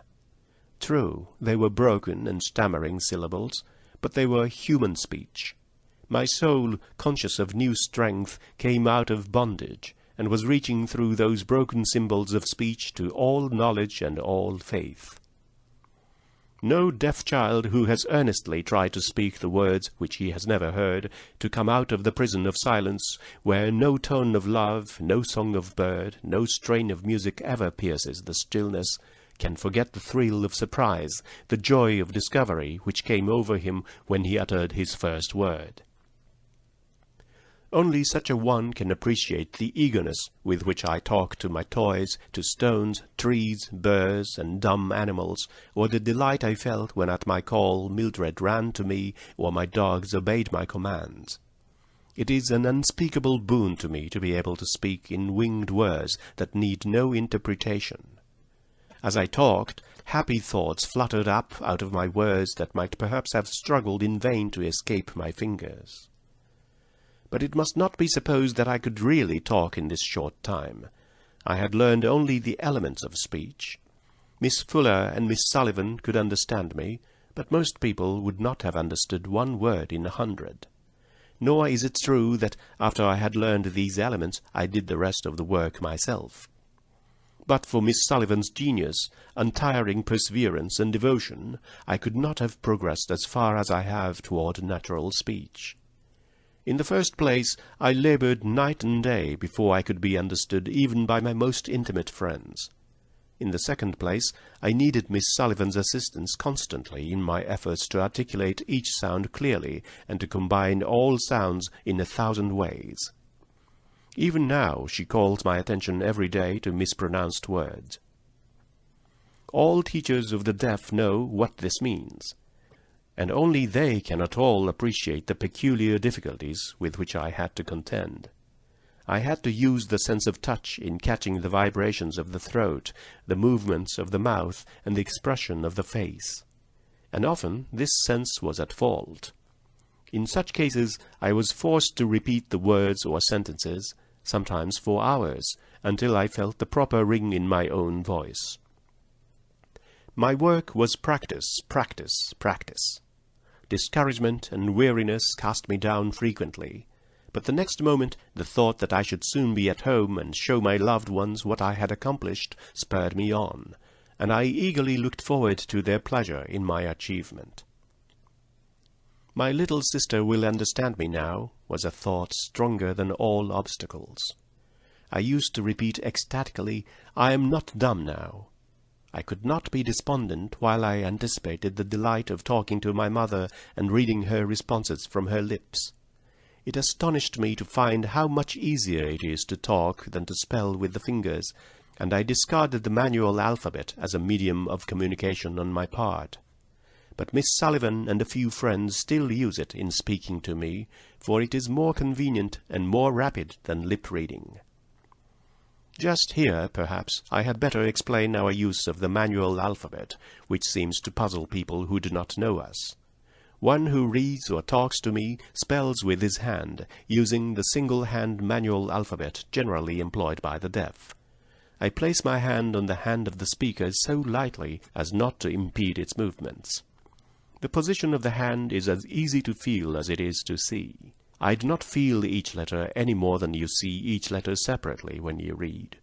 Constant practice makes the fingers very flexible, and some of my friends spell rapidly, about as fast as an expert writes on a typewriter. The mere spelling is, of course, no more a conscious act than it is in writing. When I had made speech my own, I could not wait to go home. At last the happiest of happy moments arrived. I had made my homeward journey, talking constantly to Miss Sullivan, not for the sake of talking, but determined to improve to the last minute. Almost before I knew it, the train stopped at the Tuscumbia station, and there on the platform stood the whole family. My eyes fill with tears now as I think how my mother pressed me close to her, speechless and trembling with delight, taking in every syllable that I spoke, while little Mildred seized my free hand and kissed it and danced, and my father expressed his pride and affection in a big silence. It was as if Isaiah's prophecy had been fulfilled in me. The mountains and the hills shall break forth before you into singing, and all the trees of the field shall clap their hands. Chapter 14. The winter of 1892 was darkened by the one cloud in my childhood's bright sky. Joy deserted my heart, and for a long, long time I lived in doubt, anxiety, and fear. Books lost their charm for me, and even now the thought of those dreadful days chills my heart. A little story called The Frost King, which I wrote and sent to Mr. Anagnos of the Perkins Institution for the Blind, was at the root of the trouble. In order to make the matter clear, I must set forth the facts connected with his episode, which justice to my teacher and to myself compels me to relate. I wrote the story when I was at home, the autumn after I had learned to speak. We had stayed up at Fern Quarry later than usual. While we were there, Miss Sullivan had described to me the beauties of the late foliage, and it seems that her descriptions revived the memory of a story which must have been read to me, and which I must have unconsciously retained. I thought then that I was making up a story, as children say, and I eagerly sat down to write it before the ideas should slip from me. My thoughts flowed easily. I felt a sense of joy in the composition. Words and images came tripping to my finger ends, and as I thought out sentence after sentence, I wrote them on my braille slate. Now, if words and images come to me without effort, it is a pretty sure sign that they are not the offspring of my own mind, but stray waifs that I regretfully dismiss. At that time I eagerly absorbed everything I read without the thought of authorship, and even now I cannot be quite sure of the boundary line between my ideas and those I find in books.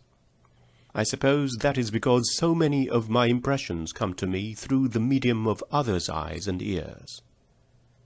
When the story was finished, I read it to my teacher, and I recall now vividly the pleasure I felt in the more beautiful passages, and my annoyance at being interrupted to have the pronunciation of a word corrected. At dinner it was read to the assembled family, who were surprised that I could write so well. Someone asked me if I had read it in a book. This question surprised me very much, for I had not the faintest recollection of having had it read to me. I spoke up and said, "Oh no, it is my story, and I have written it for Mr. Anagnos."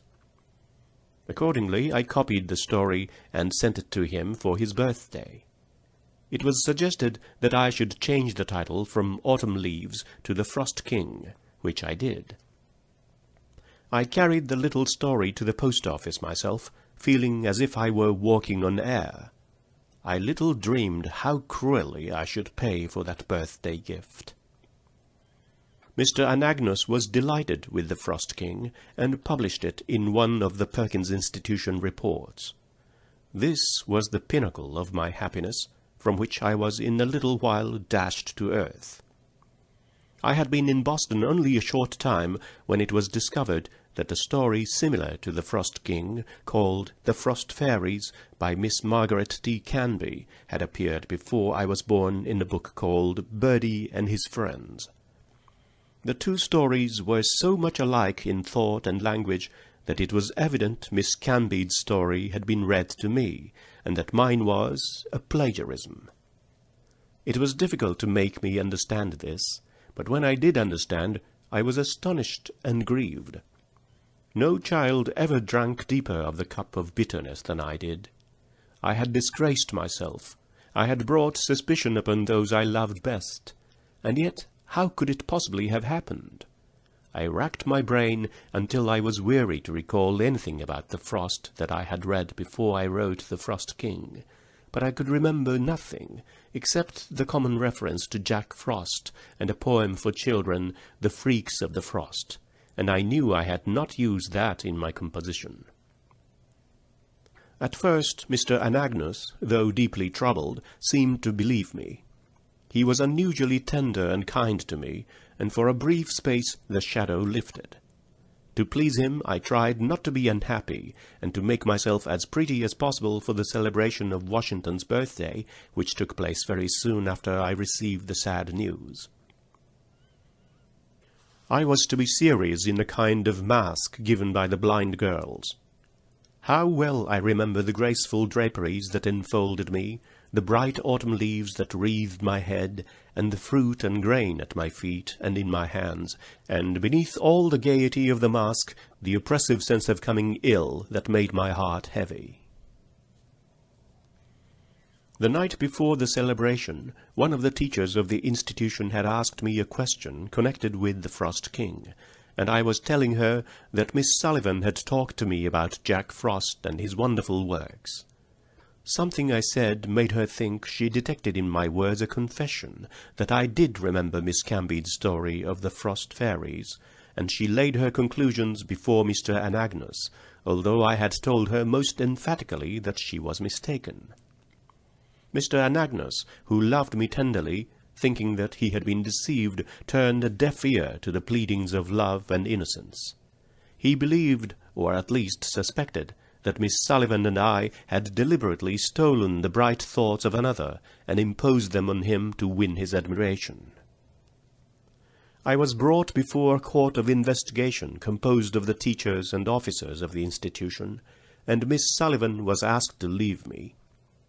Then I was questioned and cross-questioned with what seemed to me a determination on the part of my judges to force me to acknowledge that I remembered having had the Frost Fairies read to me.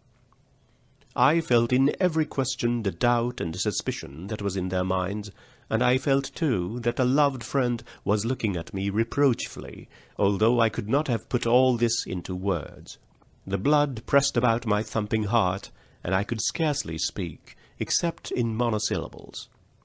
Even the consciousness that it was only a dreadful mistake did not lessen my suffering, and when at last I was allowed to leave the room, I was dazed and did not notice my teacher's caresses, or the tender words of my friends, who said I was a brave little girl, and they were proud of me. As I lay in my bed that night, I wept as I hope few children have wept. I felt so cold, I imagined I should die before morning, and the thought comforted me. I think if this sorrow had come to me when I was older, it would have broken my spirit beyond repairing. But the angel of forgetfulness has gathered up and carried away much of the misery and all the bitterness of those sad days. Miss Sullivan had never heard of the Frost Fairies, or of the book in which it was published. With the assistance of Dr. Alexander Graham Bell, she investigated the matter carefully, and at last it came out that Mrs. Sophia C. Hopkins had a copy of Miss Canby's Birdie and His Friends in 1888, the year that we spent the summer with her at Brewster. Mrs. Hopkins was unable to find her copy, but she has told me that at that time, while Miss Sullivan was away on a vacation, she tried to amuse me by reading from various books, and although she could not remember reading The Frost Fairies any more than I, yet she felt sure that Birdie and His Friends was one of them. She explained the disappearance of the book by the fact that she had a short time before sold her house and disposed of many juvenile books, such as old school books and fairy tales, and that Birdie and His Friends was probably among them. The stories had little or no meaning for me then, but the mere spelling of the strange words was sufficient to amuse a little child who could do almost nothing to amuse herself, and although I do not recall a single circumstance connected with the reading of the stories, yet I cannot help thinking that I made a great effort to remember the words, with the intention of having my teacher explain them when she returned. One thing is certain. The language was ineffaceably stamped upon my brain, though for a long time no one knew it, least of all myself. When Miss Sullivan came back, I did not speak to her about the Frost Fairies, probably because she began at once to read Little Lord Fauntleroy, which filled my mind to the exclusion of everything else. But the fact remains that Miss Canby's story was read to me once, and that long after I had forgotten it, it came back to me so naturally that I never suspected that it was the child of another mind. In my trouble, I received many messages of love and sympathy. All the friends I loved best, except one, have remained my own to the present time. Miss Canby herself wrote kindly, "Some day you will write a great story out of your own head that will be a comfort and help to many." But this kind prophecy has never been fulfilled. I have never played with words again for the mere pleasure of the game. Indeed, I have ever since been tortured by the fear that what I write is not my own. For a long time, when I wrote a letter, even to my mother, I was seized with a sudden feeling of terror, and I would spell the sentences over and over to make sure that I had not read them in a book. Had it not been for the persistent encouragement of Miss Sullivan, I think I should have given up trying to write altogether. I have read The Frost Fairies since, also the letters I wrote in which I used other ideas of Miss Canby's. I find in one of them a letter to Mr. Anagnos, dated September the 29th, 1891, words and sentiments exactly like those of the book. At the time I was writing The Frost King, and this letter, like many others, contains phrases which show that my mind was saturated with the story. I represent my teacher as saying to me of the golden autumn leaves, "Yes, they are beautiful enough to comfort us for the flight of summer." An idea direct from Miss Cambead's story. This habit of assimilating what pleased me and giving it out again as my own appears in much of my early correspondence and my first attempts at writing. In a composition which I wrote about the old cities of Greece and Italy, I borrowed my glowing descriptions, with variations, from sources I have forgotten. I knew Mr. Anagnos' great love of antiquity and his enthusiastic appreciation of all beautiful sentiments about Italy and Greece. I therefore gathered from all the books I read every bit of poetry or of history that I thought would give him pleasure. Mr. Anagnos, in speaking of my composition on the cities, has said, "These ideas are poetic in their essence." But I do not understand how he ever thought a blind and deaf child of 11 could have invented them. Yet I cannot think that, because I did not originate the ideas, my little composition is therefore quite devoid of interest. It shows me that I could express my appreciation of beautiful and poetic ideas in clear and animated language. Those early compositions were mental gymnastics. I was learning, as all young and experienced persons learn, by assimilation and imitation, to put ideas into words. Everything I found in books that pleased me I retained in my memory, consciously or unconsciously, and adapted it. The young writer, as Stevenson had said, instinctively tries to copy whatever seems most admirable, and he shifts his admiration with astonishing versatility. It is only after years of this sort of practice that even great men have learned to marshal the legion of words which come thronging through every byway of the mind. I am afraid I have not yet completed this process. It is certain that I cannot always distinguish my own thoughts from those I read, because what I read become the very substance and texture of my mind. Consequently, in nearly all that I write, I produce something which very much resembles the crazy patchwork I used to make when I first learned to sew. This patchwork was made of all sorts of odds and ends, pretty bits of silk and velvet. But the coarse pieces that were not pleasant to touch always predominated. Likewise, my compositions are made up of crude notions of my own, inlaid with the brighter thoughts and riper opinions of the authors I have read. It seems to me that the greater difficulty of writing is to make the language of the educated mind express our confused ideas, half feelings, half thoughts, when we are little more than bundles of instinctive tendencies. Trying to write is very much like trying to put a Chinese puzzle together. We have a pattern in mind which we wish to work out in words, but the words will not fit the spaces, or if they do, they will not match the design. But we keep on trying because we know that others have succeeded, and we are not willing to acknowledge defeat. "There is no way to become original except to be born so," said Stevenson, and although I may not be original, I hope sometime to outgrow my artificial, periwigged compositions. Then, perhaps, my own thoughts and experiences will come to the surface. Meanwhile, I trust and hope and persevere, and try not to let the bitter memory of the Frost King trammel my efforts. So this sad experience may have done me good and set me thinking on some of the problems of composition. My only regret is that it resulted in the loss of one of my dearest friends, Mr. Anagnos.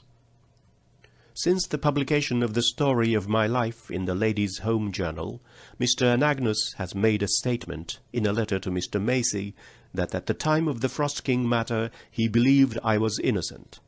He says, "The court of investigation before which I was brought consisted of 8 people, 4 blind, 4 seeing persons. 4 of them, he says, thought I knew that Miss Cambead's story had been read to me, and the others did not hold this view." Mr. Anagnos states that he cast his vote with those who were favorable to me. But however the case may have been, with whichever side he may have cast his vote, When I went into the room where Mr. Anagnos had so often held me on his knee, and, forgetting his many cares, had shared in my frolics, and found there persons who seemed to doubt me, I felt that there was something hostile and menacing in the very atmosphere, and subsequent events have borne out this impression. For 2 years he seems to have held the belief that Miss Sullivan and I were innocent. Then he evidently retracted his favourable judgment. Why, I do not know. Nor did I know the details of the investigation. I never knew even the names of the members of the court who did not speak to me.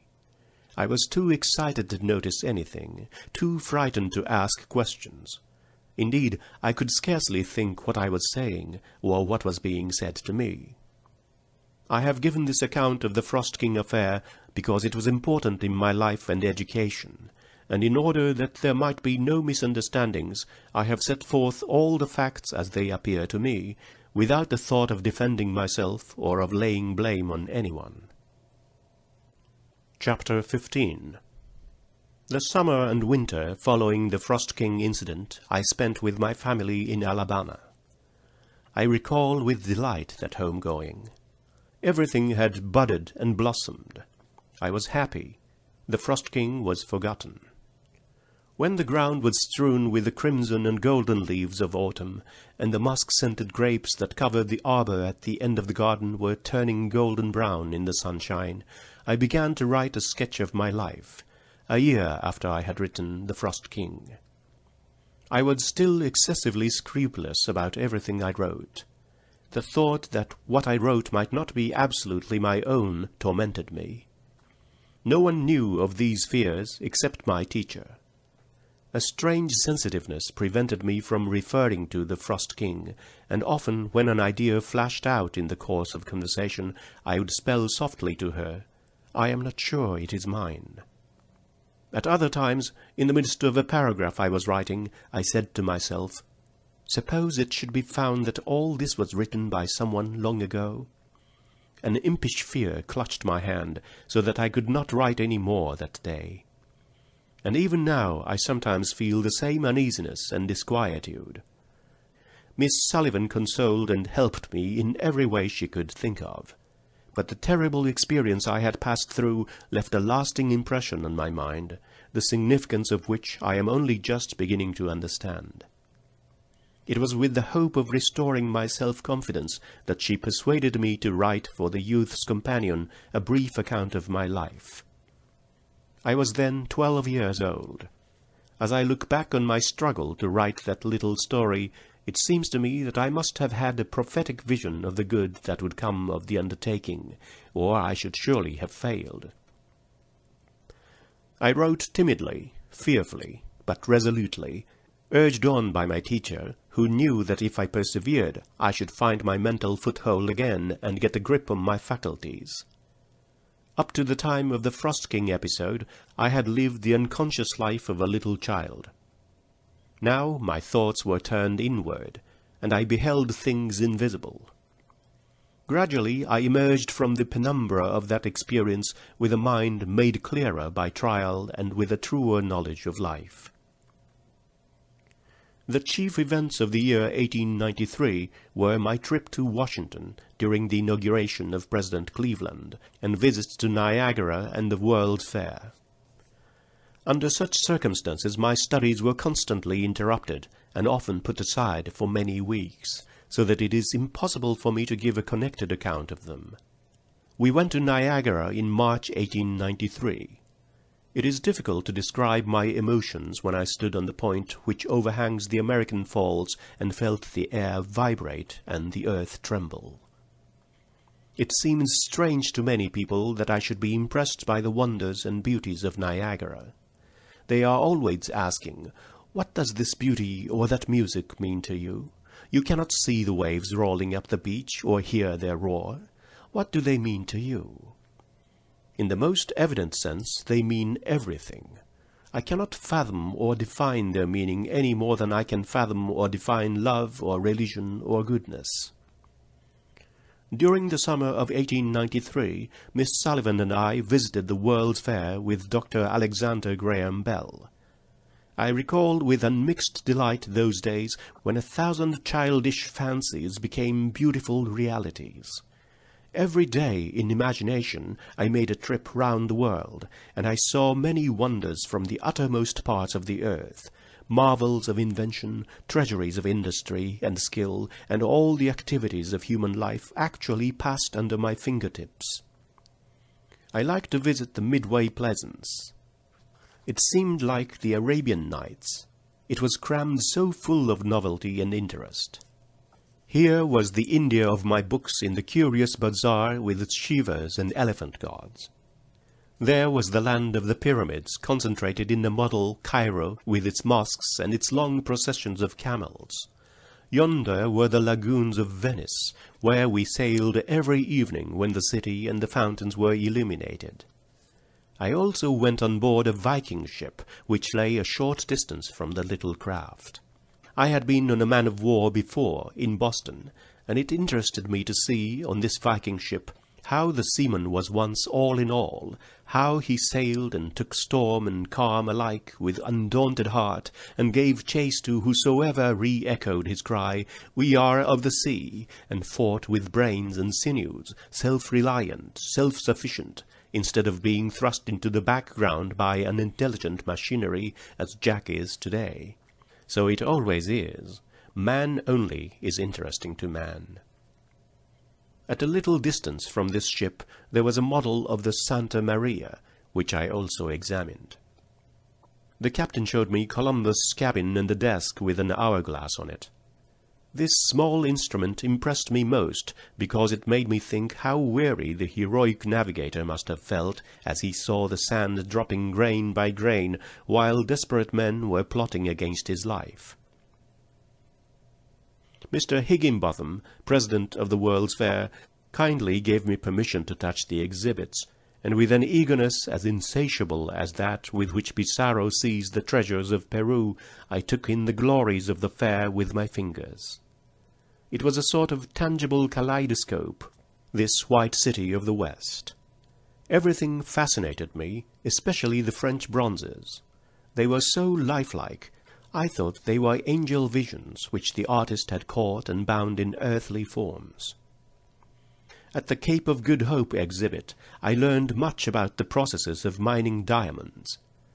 Whenever it was possible, I touched the machinery while it was in motion, so as to get a clearer idea how the stones were weighed, cut, and polished. I searched in the washings for a diamond and found it myself, the only true diamond, they said, that was ever found in the United States. Dr. Bell went everywhere with us, and in his own delightful way described to me the objects of greatest interest. In the electrical building we examined the telephones, autophones, phonographs, and other inventions, and he made me understand how it is possible to send a message on wires that mock space and outrun time, and, like Prometheus, to draw fire from the sky. We also visited the anthropological department, and I was much interested in the relics of ancient Mexico, in the rude stone implements that are so often the only record of an age, the simple monuments of nature's unlettered children, so I thought as I fingered them, that seem bound to last while the memorials of kings and sages crumble in dust away, and in the Egyptian mummies which I shrank from touching. From these relics I learned more about the progress of man than I have heard or read since. All these experiences added a great many new terms to my vocabulary, and in the 3 weeks I spent at the fair I took a long leap from the little child's interest in fairy tales and toys to the appreciation of the real and the earnest in the workaday world. Chapter 16. Before October 1893, I had studied various subjects by myself in a more or less desultory manner.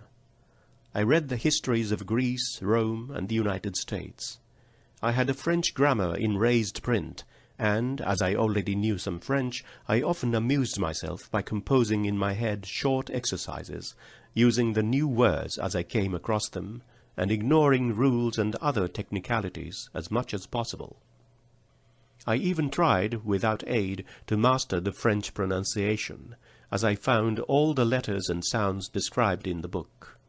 Of course, this was tasking slender powers for great ends, but it gave me something to do on a rainy day, and I acquired a sufficient knowledge of French to read with pleasure La Fontaine's Fables, Le Médecin malgré lui, and passages from Athalie. I also gave considerable time to the improvement of my speech. I read aloud to Miss Sullivan, and recited passages from my favourite poets, which I had committed to memory. She corrected my pronunciation, and helped me to phrase and inflect. It was not, however, until October 1893, after I had recovered from the fatigue and excitement of my visit to the World's Fair, that I began to have lessons in special subjects at fixed hours. Miss Sullivan and I were at that time in Halton, Pennsylvania, visiting the family of Mr. William Wade. Mr. Irons, a neighbour of theirs, was a good Latin scholar.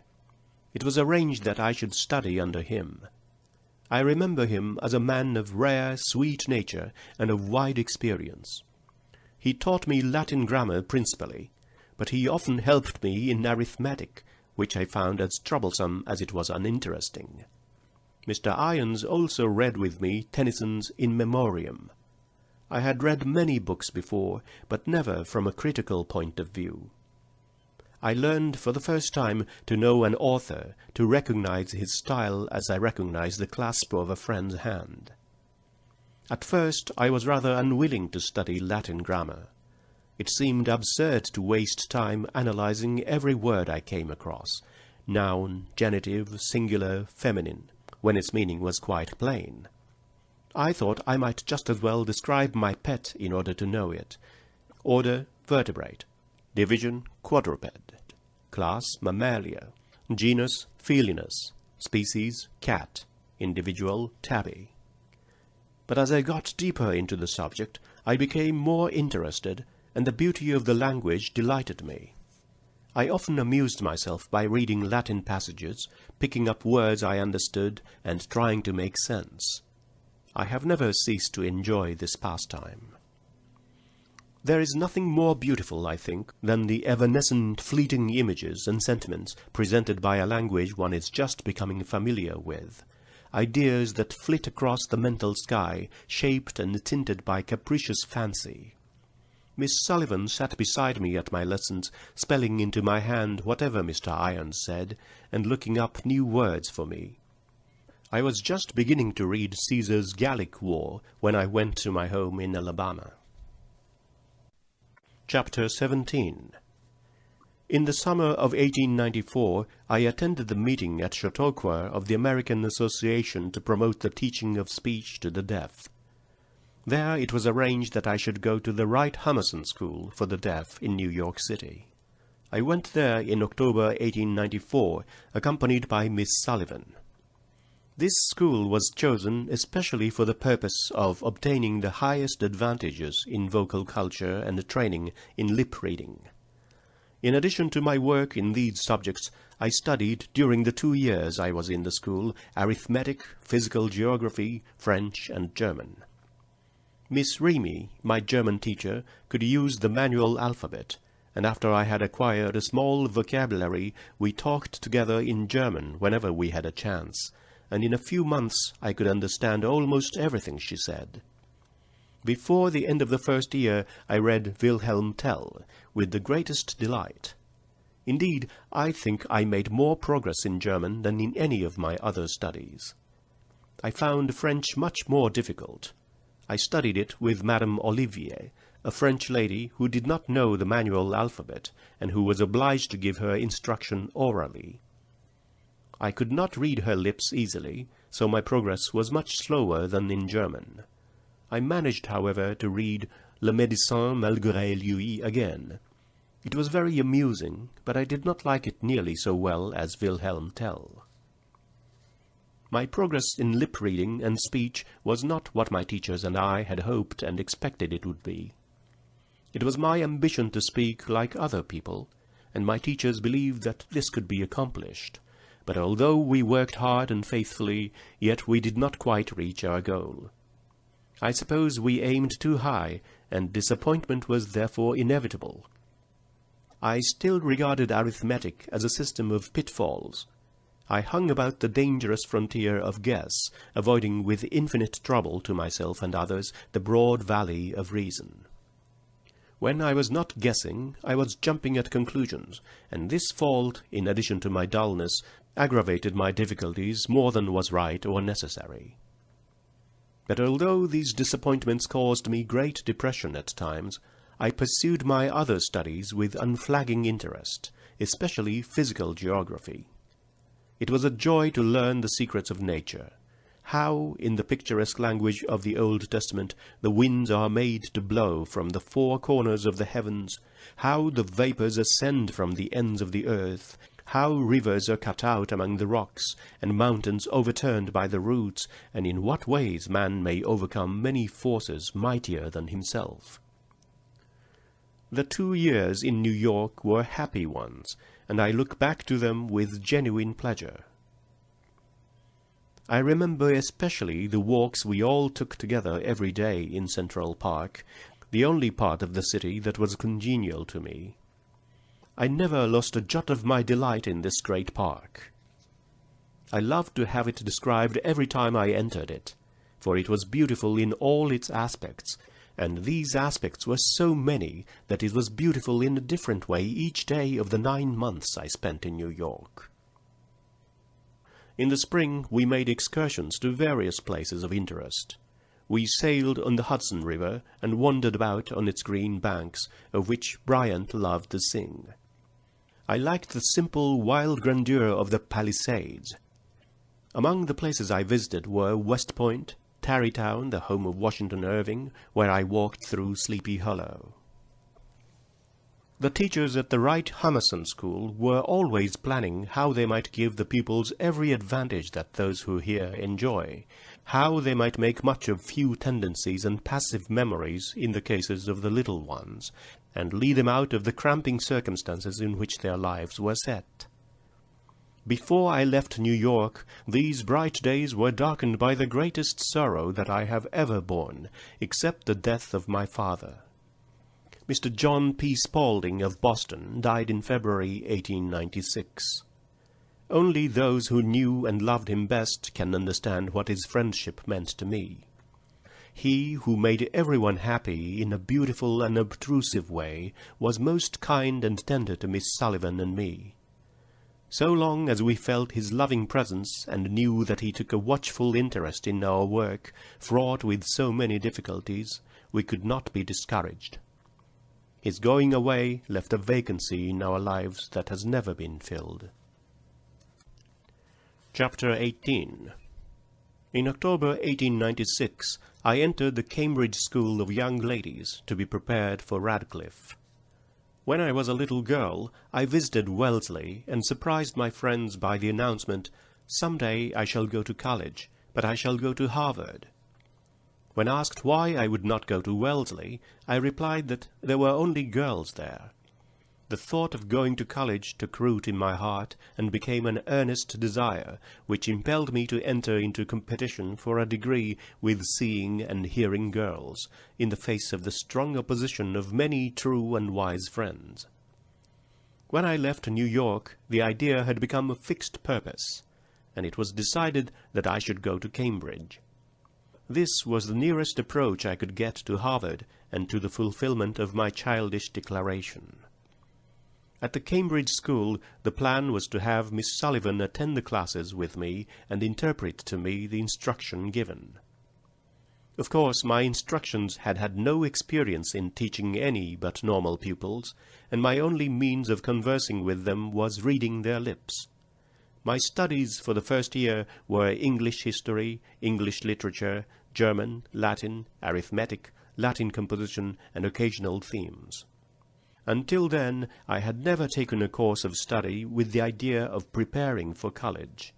But I have been well drilled in English by Miss Sullivan, and it soon became evident to my teachers that I needed no special instruction in this subject beyond the critical study of the books prescribed by the college.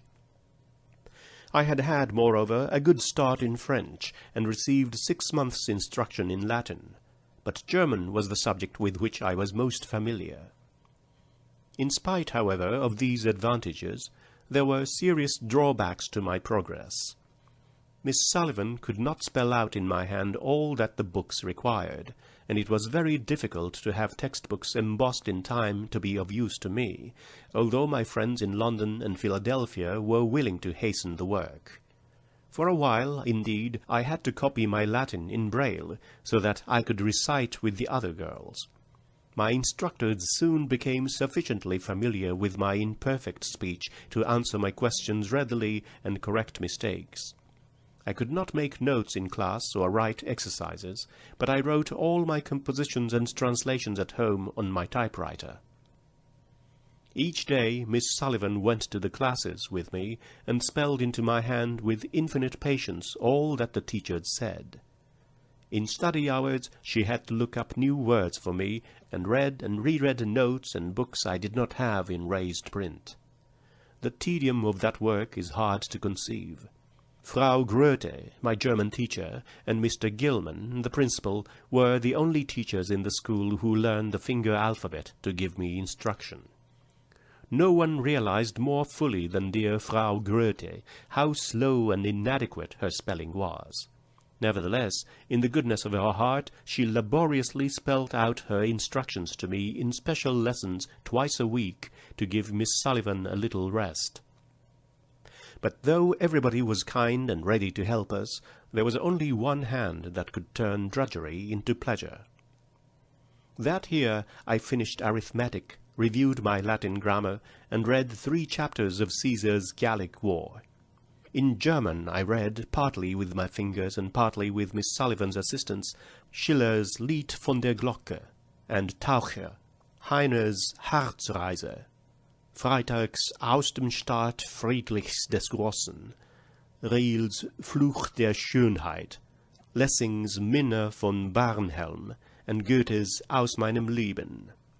I took the greatest delight in these German books, especially Schiller's wonderful lyrics, the history of Frederick the Great's magnificent achievements, and the account of Goethe's life.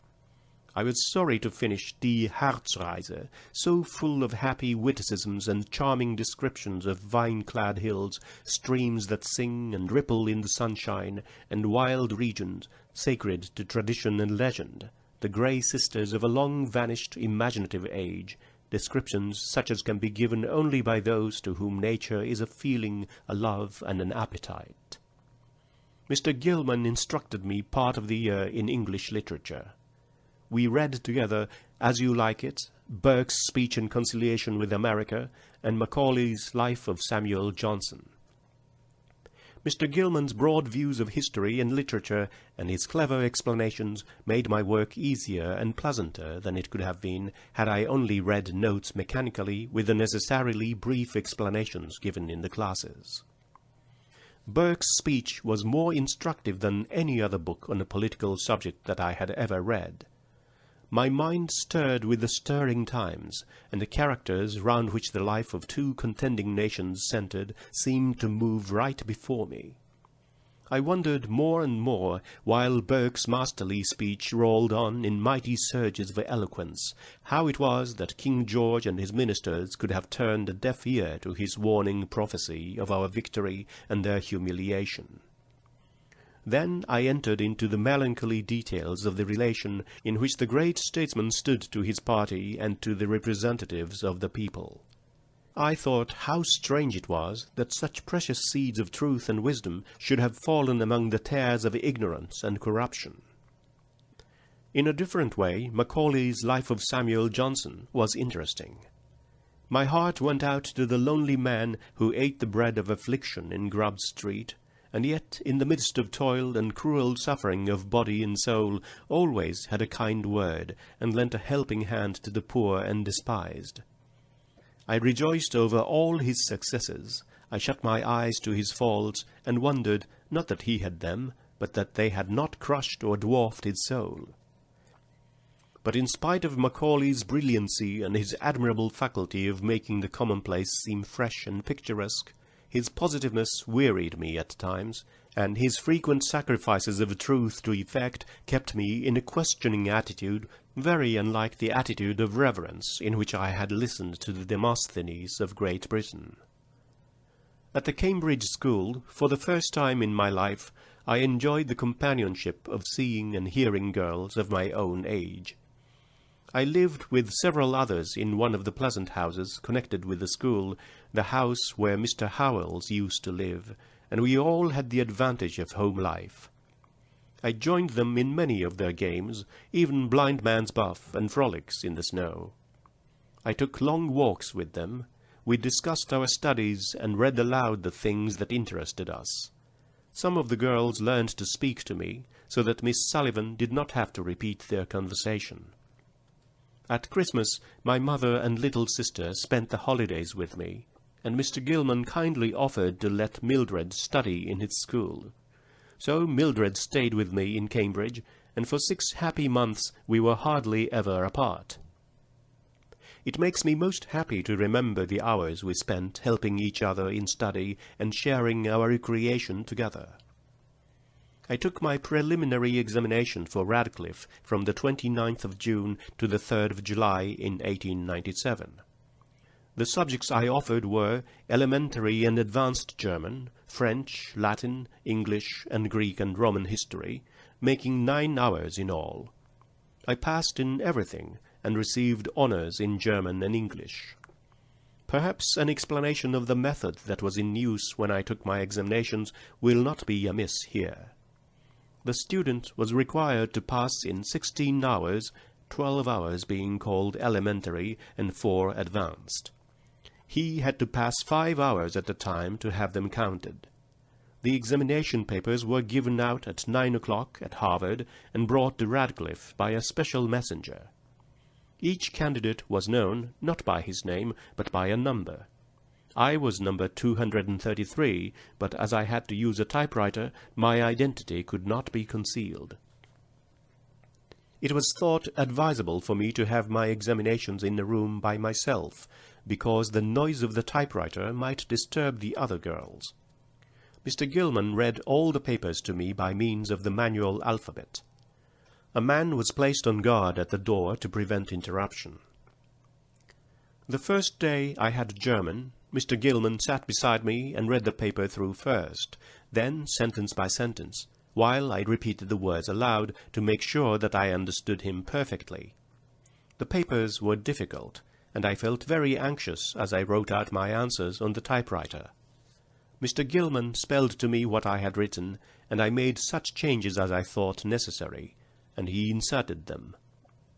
I wish to say here that I have not had this advantage since in any of my examinations.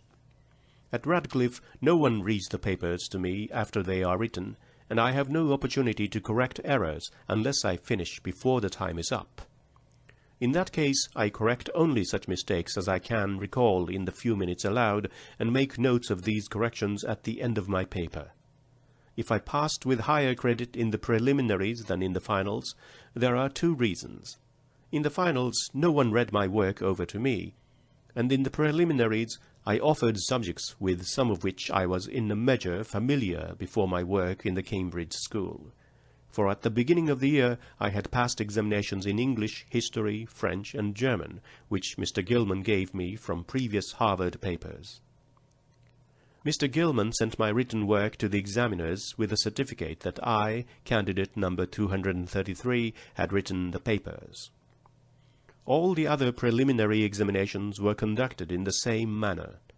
None of them was so difficult as the first. I remember that the day Latin paper was brought to us, Professor Schilling came in and informed me I had passed satisfactorily in German. This encouraged me greatly, and I sped on to the end of the ordeal with a light heart and a steady hand. Chapter 19. When I began my second year at the Gilman School, I was full of hope and determination to succeed. But during the first few weeks I was confronted with unforeseen difficulties. Mr. Gilman had agreed that year I should study mathematics principally. I had physics, algebra, geometry, astronomy, Greek, and Latin. Unfortunately, many of the books I needed had not been embossed in time for me to begin with the classes, and I lacked important apparatus for some of my studies.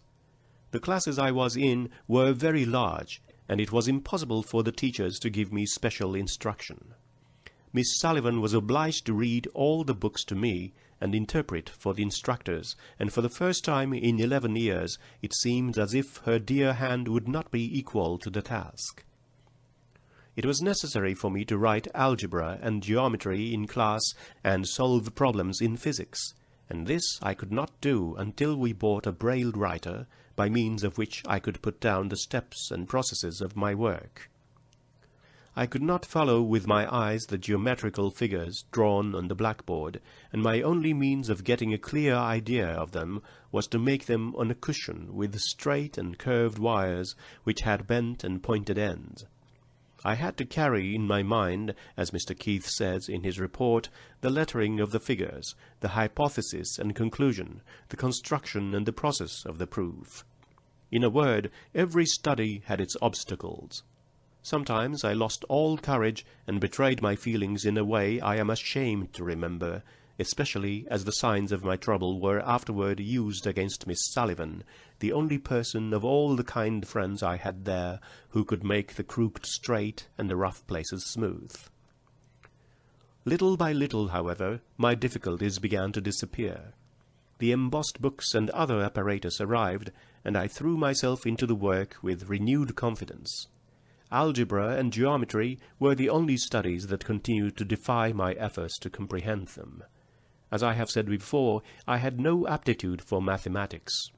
The different points were not explained to me as fully as I wished. The geometrical diagrams were particularly vexing, because I could not see the relation of the different parts to one another, even on the cushion. It was not until Mr. Keith taught me that I had a clear idea of mathematics. I was beginning to overcome these difficulties when an event occurred which changed everything.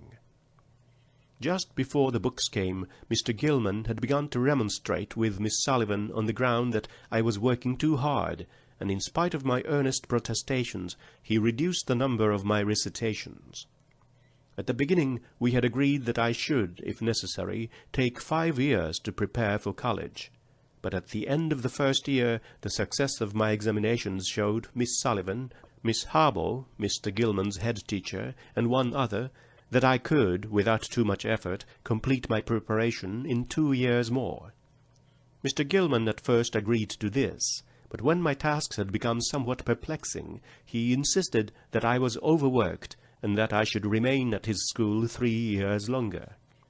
I did not like his plan, for I wished to enter college with my class. On the 17th of November I was not very well, and did not go to school. Although Miss Sullivan knew that my indisposition was not serious, yet Mr. Gilman, on hearing of it, declared that I was breaking down, and made changes in my studies which would have rendered it impossible for me to take my final examinations with my class. In the end, the difference of opinion between Mr. Gilman and Miss Sullivan resulted in my mother's withdrawing my sister Mildred and me from the Cambridge school. After some delay, it was arranged that I should continue my studies under a tutor, Mr. Merton S. Keith of Cambridge. Miss Sullivan and I spent the rest of the winter with our friends, the Chamberlains, in Wrentham, 25 miles from Boston. From February to July 1898, Mr. Keith came out to Wrentham twice a week and taught me algebra, geometry, Greek, and Latin. Miss Sullivan interpreted his instruction. In October 1898, we returned to Boston. For 8 months, Mr. Keith gave me lessons 5 times a week, in periods of about an hour. He explained each time what I did not understand in the previous lesson, assigned new work, and took home with him the Greek exercises which I had written during the week on my typewriter, corrected them fully, and returned them to me. In this way, my preparation for college went on without interruption. I found it much easier and pleasanter to be taught by myself than to receive instruction in class. There was no hurry, no confusion. My tutor had plenty of time to explain what I did not understand, so I got on faster and did better work than I ever did in school. I still found more difficulty in mastering problems in mathematics than I did in any other of my studies. I wish algebra and geometry had been half as easy as the languages and literature.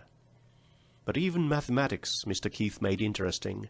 He succeeded in whittling problems small enough to get through my brain. He kept my mind alert and eager, and trained it to reason clearly, and to seek conclusions calmly and logically, instead of jumping wildly into space and arriving nowhere. He was always gentle and forbearing, no matter how dull I might be, and believe me, my stupidity would often have exhausted the patience of Job. On the 29th and 30th of June, 1899, I took my final examinations for Radcliffe College. The first day I had elementary Greek and advanced Latin, and the second day geometry, algebra, and advanced Greek. The college authorities did not allow Miss Sullivan to read the examination papers to me, so Mr. Eugene C. Vining, one of the instructors at the Perkins Institution for the Blind, was employed to copy the papers for me in American Braille. Mr. Vining was a stranger to me, and could not communicate with me except by writing Braille. The proctor was also a stranger, and did not attempt to communicate with me in any way. The Braille worked well enough in the languages, but when it came to geometry and algebra, difficulties rose. I was sorely perplexed and felt discouraged, wasting much precious time, especially in algebra. It is true that I was familiar with all literary Braille in common use in this country, English, American, and New York Point. But the various signs and symbols in geometry and algebra in the three systems are very different, and I had used only the English Braille in my algebra. 2 days before the examinations, Mr. Vining sent me a Braille copy of one of the old Harvard papers in algebra.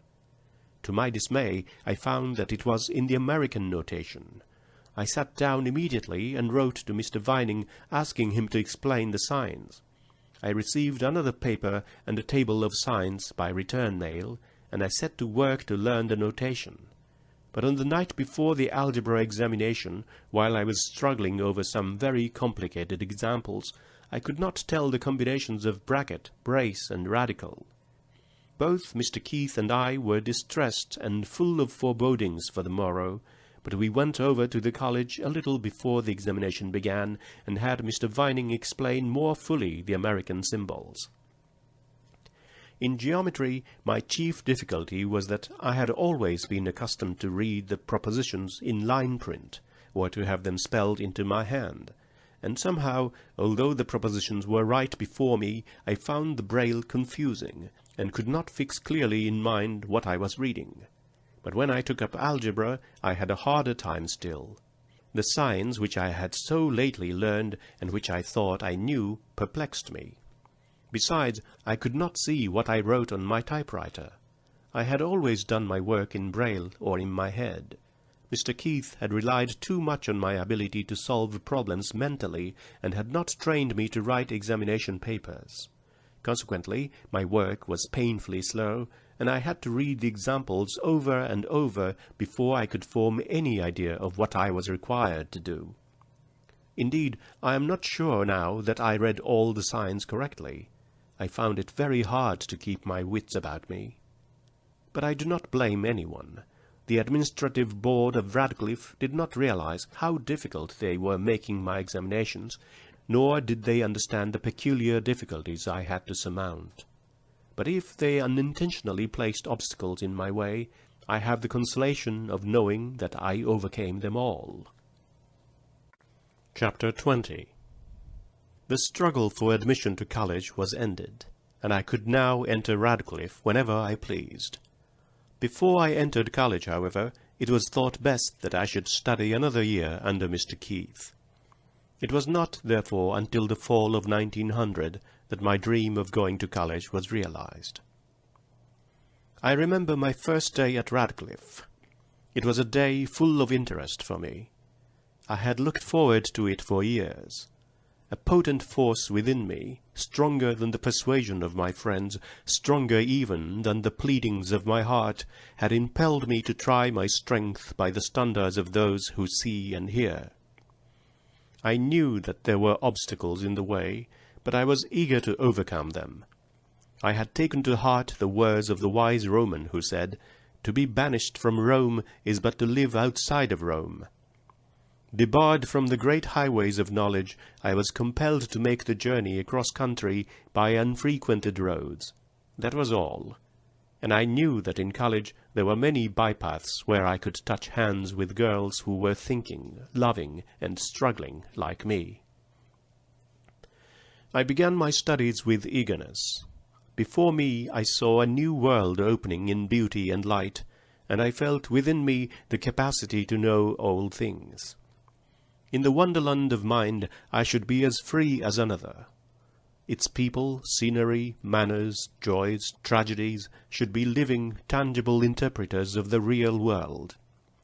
The lecture halls seemed filled with the spirit of the great and the wise, and I thought the professors were the embodiment of wisdom. If I have since learned differently, I am not going to tell anybody. But I soon discovered that college was not quite the romantic lyceum I had imagined. Many of the dreams that had delighted my young inexperience became beautifully less and faded into the light of common day. Gradually I began to find that there were disadvantages in going to college. The one I felt and still feel most is lack of time. I used to have time to think, to reflect, my mind and I. We would sit together of an evening and listen to the inner melodies of the spirit, which one hears only in leisure moments, when the words of some loved poet touch a deep, sweet chord in the soul that until then had been silent.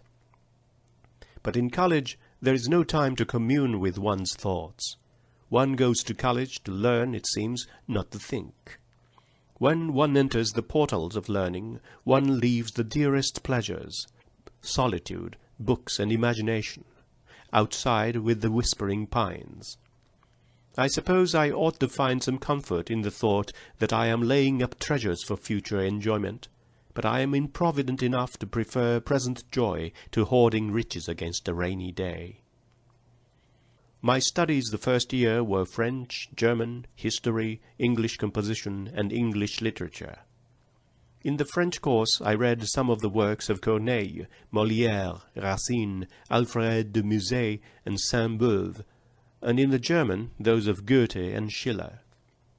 I reviewed rapidly the whole period of history from the fall of the Roman Empire to the 18th century, and in English literature studied critically Milton's poems and Areopagitica. I am frequently asked how I overcome the peculiar conditions under which I work in college. In the classroom I am of course practically alone. The professor is as remote as if he were speaking through a telephone. The lectures are spelled into my hand as rapidly as possible, and much of the individuality of the lecturer is lost to me in the effort to keep in the race. The words rush through my hand like hounds in pursuit of a hare which they often miss. But in this respect I do not think I am much worse off than the girls who take notes. If the mind is occupied with the mechanical process of hearing and putting words on paper at pell-mell speed, I should not think one could pay much attention to the subject under consideration or the manner in which it is presented. I cannot make notes during the lectures, because my hands are busy listening. Usually I jot down what I can remember of them when I get home. I write the exercises, daily themes, criticisms, and hour tests, the mid-year and final examinations, on my typewriter, so that the professors have no difficulty in finding out how little I know. When I began the study of Latin prosody, I devised and explained to my professor a system of signs indicating the different meters and quantities. I use the Hammond typewriter. I have tried many machines, and I find the Hammond is the best adapted to the peculiar needs of my work. With this machine, movable type shuttles can be used, and one can have several shuttles, each with a different set of characters, Greek, French, or mathematical, according to the kind of writing one wishes to do on the typewriter. Without it, I doubt if I could go to college. Very few of the books required in the various courses are printed for the blind, and I am obliged to have them spelled into my hand. Consequently, I need more time to prepare my lessons than other girls. The manual part takes longer, and I have perplexities which they have not. There are days when the close attention I must give to details chafes my spirit, and the thought that I must spend hours reading a few chapters, while in the world without other girls are laughing and singing and dancing, makes me rebellious. But I soon recover my buoyancy and laugh the discontent out of my heart. For after all, everyone who wishes to gain true knowledge must climb the hill difficulty alone, and since there is no royal road to the summit, I must zigzag it in my own way. I slip back many times, I fall, I stand still, I run against the edge of hidden obstacles, I lose my temper and find it again and keep it better. I trudge on, I gain a little, I feel encouraged, I get more eager and climb higher and begin to see the widening horizon. Every struggle is a victory. One more effort, and I reach the luminous cloud, the blue depths of the sky, the uplands of my desire. I am not always alone, however, in these struggles. Mr. William Wade and Mr. E. Allen, principal of the Pennsylvanian Institution for the Instruction of the Blind, get for me many of the books I need in raised print. Their thoughtfulness has been more of a help and encouragement to me than they can ever know. Last year, my second year at Radcliffe, I studied English composition, the Bible as English literature, the governments of America and Europe, the Odes of Horace, and Latin comedy. The class in composition was the pleasantest. It was very lively. The lectures were always interesting, vivacious, witty.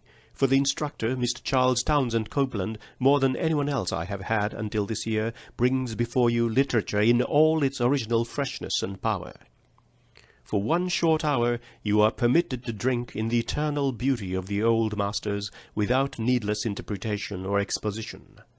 You revel in their fine thoughts. You enjoy with all your soul the sweet thunder of the Old Testament, forgetting the existence of Yahweh and Elohim. And you go home feeling that you have had a glimpse of that perfection in which spirit and form dwell in immortal harmony, truth and beauty bearing a new growth on the ancient stem of time. This year is the happiest because I am studying subjects that especially interest me: economics, Elizabethan literature, Shakespeare under Professor George L. Kittredge, and the history of philosophy under Professor Josiah Royce. Through philosophy one enters with sympathy of comprehension into the traditions of remote ages and other modes of thought, which erewhile seemed alien and without reason. But college is not the universal Athens I thought it was. There one does not meet the great and the wise face to face. One does not even feel their living touch. They are there, it is true, but they seem mummified.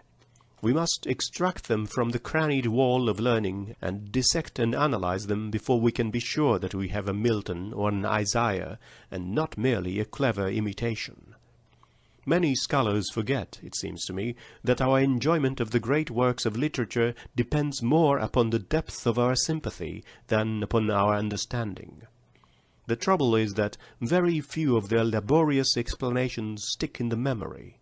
The mind drops them as a branch drops its overripe fruit. It is possible to know a flower, root and stem and all the processes of growth, and yet to have no appreciation of the flower fresh bathed in heaven's dew. Again and again I ask impatiently, why concern myself with these explanations and hypotheses? They fly hither and thither in my thought like blind birds beating the air with ineffectual wings. I do not mean to object to a thorough knowledge of the famous works we read. I object only to the interminable comments and bewildering criticisms that teach but one thing.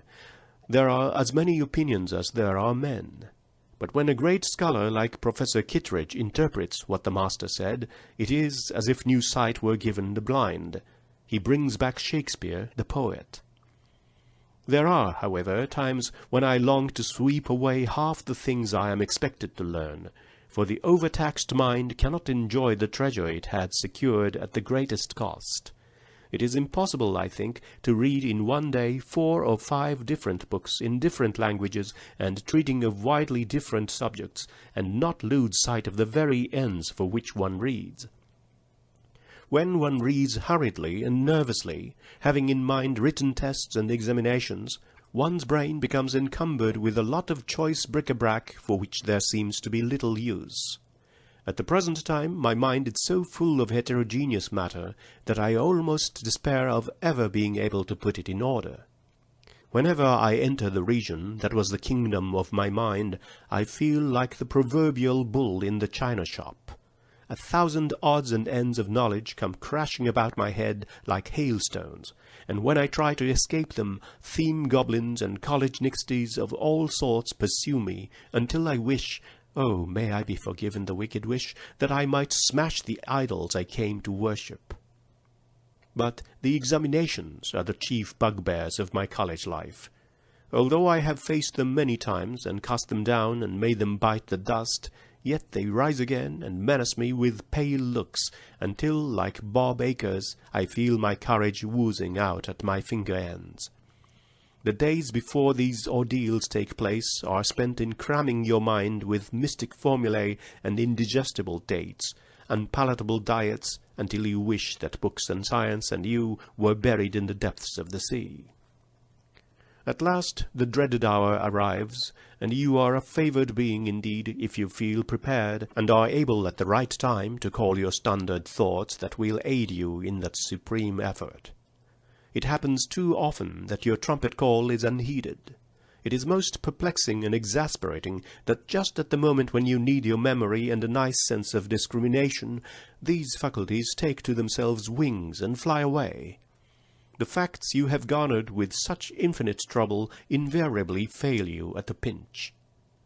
Give a brief account of Huss and his work. Huss?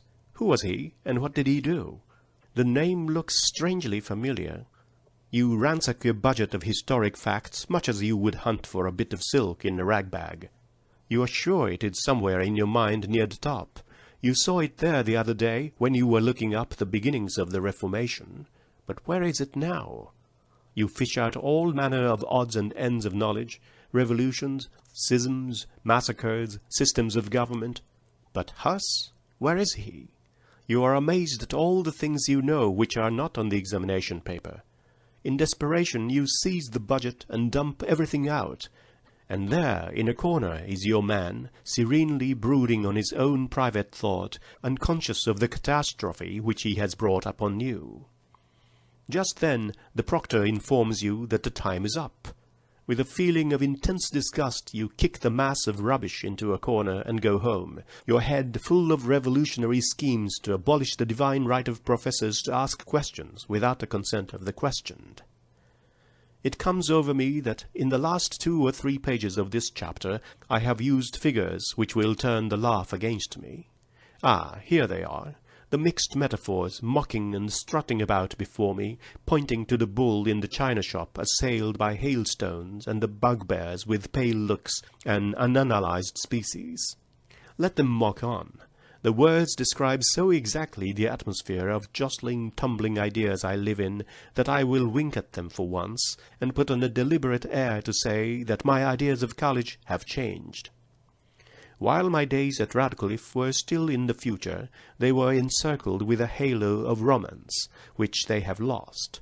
But in the transition from romantic to actual, I have learned many things I should never have known had I not tried the experiment.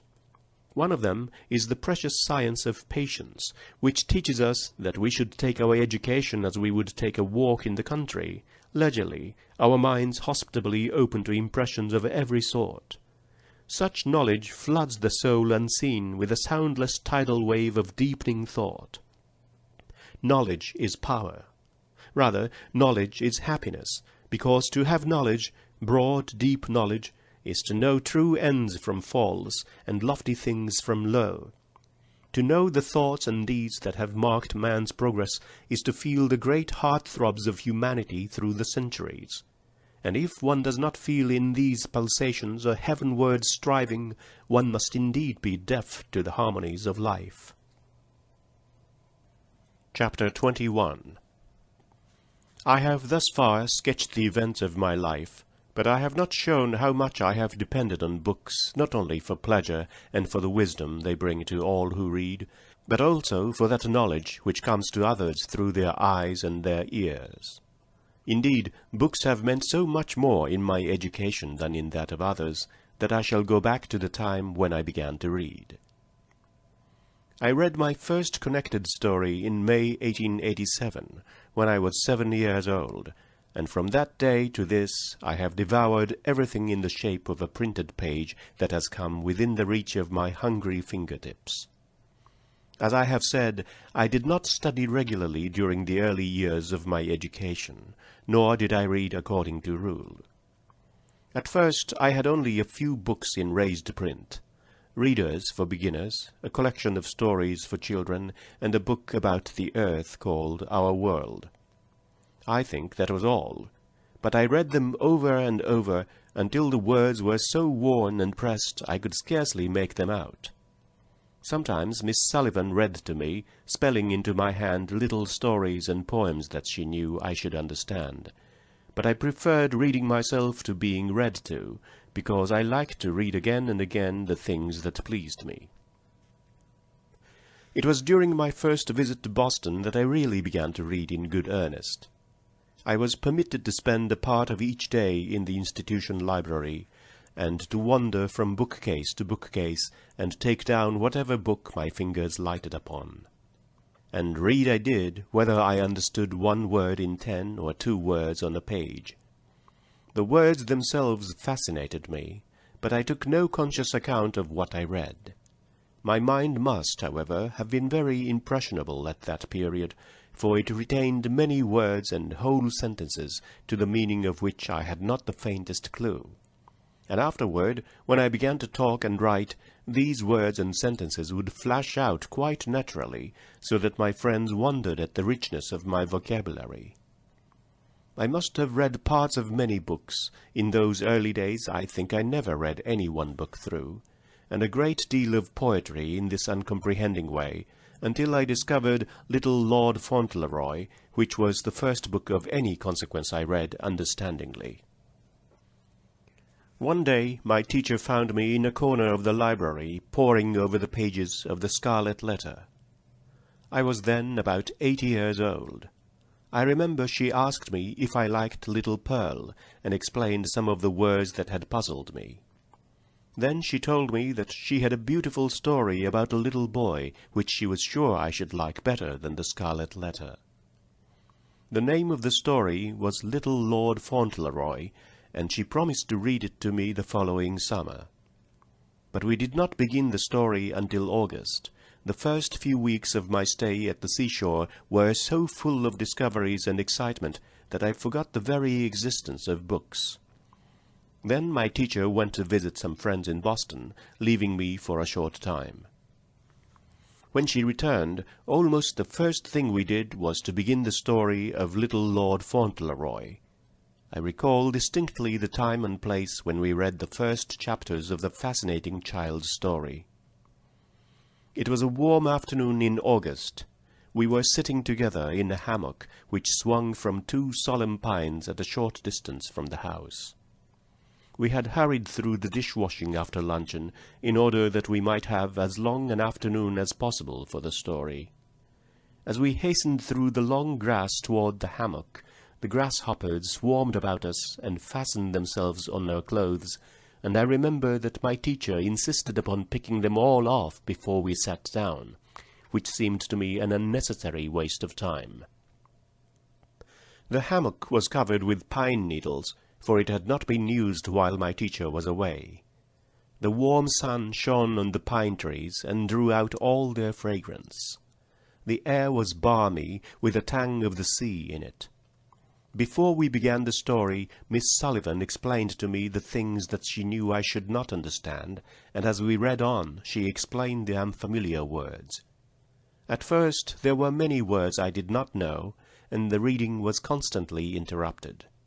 But as soon as I thoroughly comprehended the situation, I became too eagerly absorbed in the story to notice mere words, and I am afraid I listened impatiently to the explanations that Miss Sullivan felt to be necessary. When her fingers were too tired to spell another word, I had, for the first time, a keen sense of my deprivations.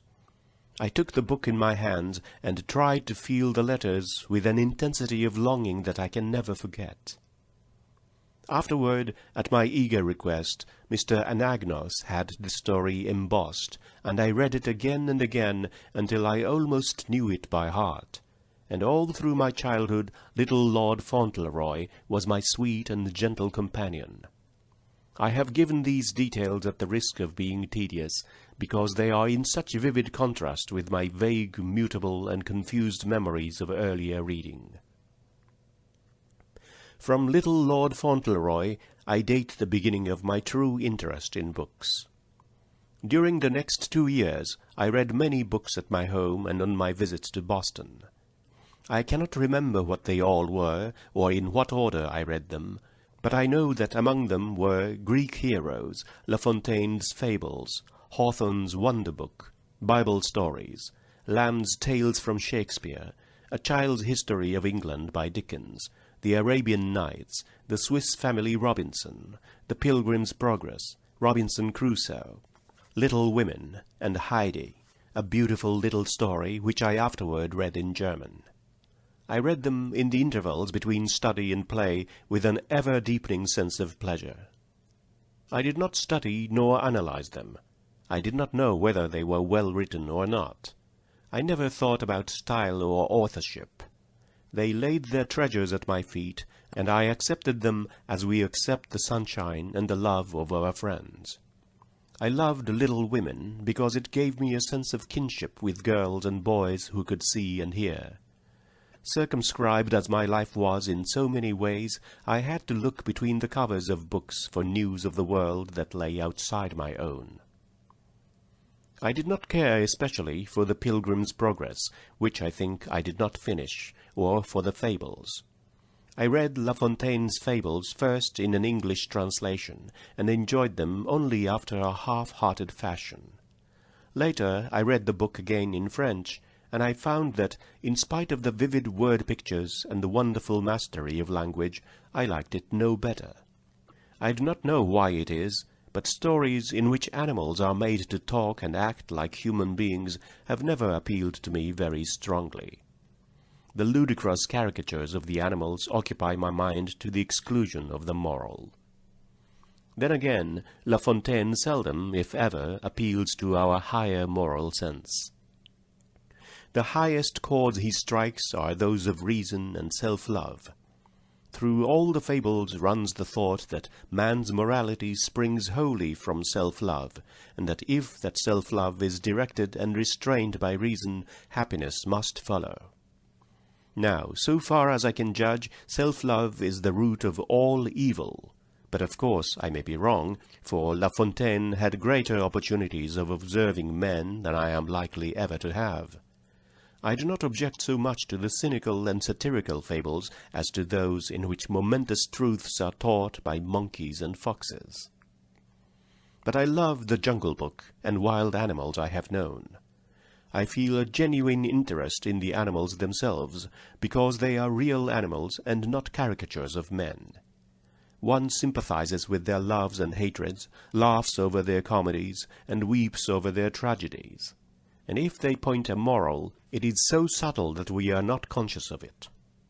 My mind opened naturally and joyously to a conception of antiquity. Greece, ancient Greece, exercised a mysterious fascination over me. In my fancy, the pagan gods and goddesses still walked on earth and talked face to face with men, and in my heart I secretly built shrines to those I loved best. I knew and loved the whole tribe of nymphs and heroes and demigods. No, not quite all, for the cruelty and greed of Medea and Jason were too monstrous to be forgiven, and I used to wonder why the gods permitted them to do wrong and then punished them for their wickedness. And the mystery is still unsolved. I often wonder how God can dumbness keep, while sin creeps grinning through his house of time. It was the Iliad that made Greece my paradise. I was familiar with the story of Troy before I read it in the original, and consequently I had little difficulty in making the Greek words surrender their treasures after I had passed the borderland of grammar. Great poetry, whether written in Greek or in English, needs no other interpreter than a responsive heart. Would that the host of those who make the great works of the poets odious by their analysis, impositions, and laborious comments might learn this simple truth. It is not necessary that one should be able to define every word and give it its principal parts and its grammatical position in the sentence in order to understand and appreciate a fine poem. I know my learned professors have found greater riches in the Iliad than I shall ever find, but I am not avaricious. I am content that others should be wiser than I, but with all their wide and comprehensive knowledge they cannot measure their enjoyment of that splendid epic, nor can I. When I read the finest passages of the Iliad, I am conscious of a soul sense that lifts me above the narrow, cramping circumstances of my life. My physical limitations are forgotten. My world lies upward. The length and the breadth and the sweep of the heavens are mine. My admiration for the Aeneid is not so great, but it is none the less real. I read it as much as possible without the help of notes or dictionary, and I always like to translate the episodes that pleased me especially. The word painting of Virgil is wonderful sometimes, but his gods and men move through the scenes of passion and strife and pity and love like the graceful figures in an Elizabethan masque, whereas in the Iliad they give 3 leaps and go on singing. Virgil is serene and lovely like a marble Apollo in the moonlight. Homer is a beautiful, animated youth in the full sunlight with the wind in his hair. How easy it is to fly on paper wings! From Greek heroes to the Iliad was no day's journey, nor was it altogether pleasant.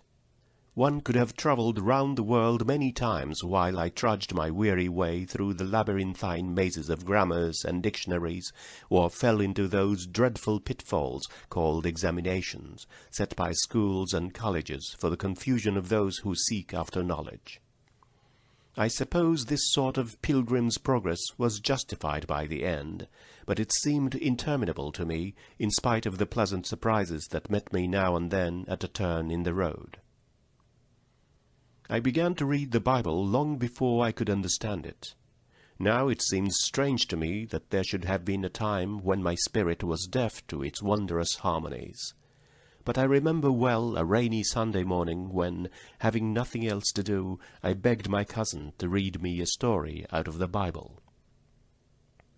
Although she did not think I should understand, she began to spell into my hand the story of Joseph and his brothers. Somehow it failed to interest me. The unusual language and repetition made the story seem unreal and far away in the land of Canaan, and I fell asleep and wandered off to the land of Nod, before the brothers came with the coat of many colours unto the tent of Jacob, and told their wicked lie.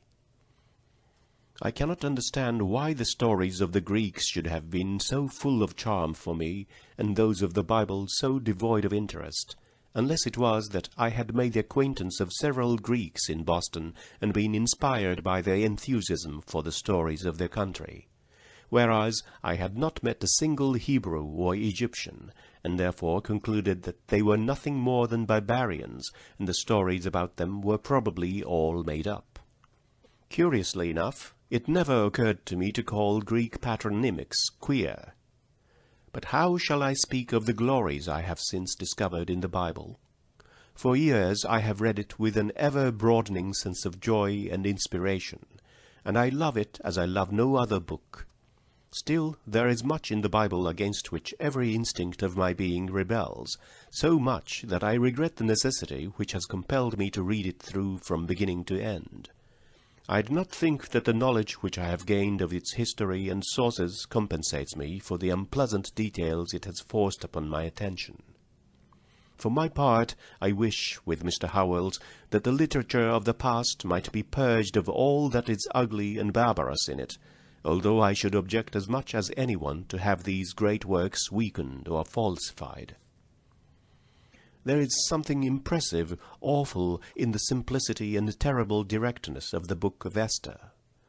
Could there be anything more dramatic than the scene in which Esther stands before her wicked lord? She knows her life is in his hands. There is no one to protect her from his wrath. Yet, conquering her woman's fear, she approaches him, animated by the noblest patriotism, having but one thought: if I perish, I perish, but if I live, my people shall live. The story of Ruth, too, how oriental it is! Yet how different is the life of these simple country folks from that of the Persian capital. Ruth is so loyal and gentle-hearted, we cannot help loving her, as she stands with the reapers amid the waving corn. Her beautiful, unselfish spirit shines out like a bright star in the night or a dark and cruel age. Love, like Ruth's, love which can rise above conflicting creeds and deep-seated racial prejudices, is hard to find in all the world. The Bible gives me a deep, comforting sense that things seen are temporal, and things unseen are eternal. I do not remember a time since I have been capable of loving books that I have not loved Shakespeare. I cannot tell exactly when I began Lamb's Tales from Shakespeare, but I know that I read them at first with a child's understanding and a child's wonder. Macbeth seems to have impressed me most. One reading was sufficient to stamp every detail of the story upon my memory forever. For a long time the ghosts and witches pursued me even into dreamland. I could see, absolutely see, the dagger and Lady Macbeth's little white hand. The dreadful stain was as real to me as to the grief-stricken queen. I read King Lear soon after Macbeth, and I shall never forget the feeling of horror when I came to the scene in which Gloucester's eyes are put out.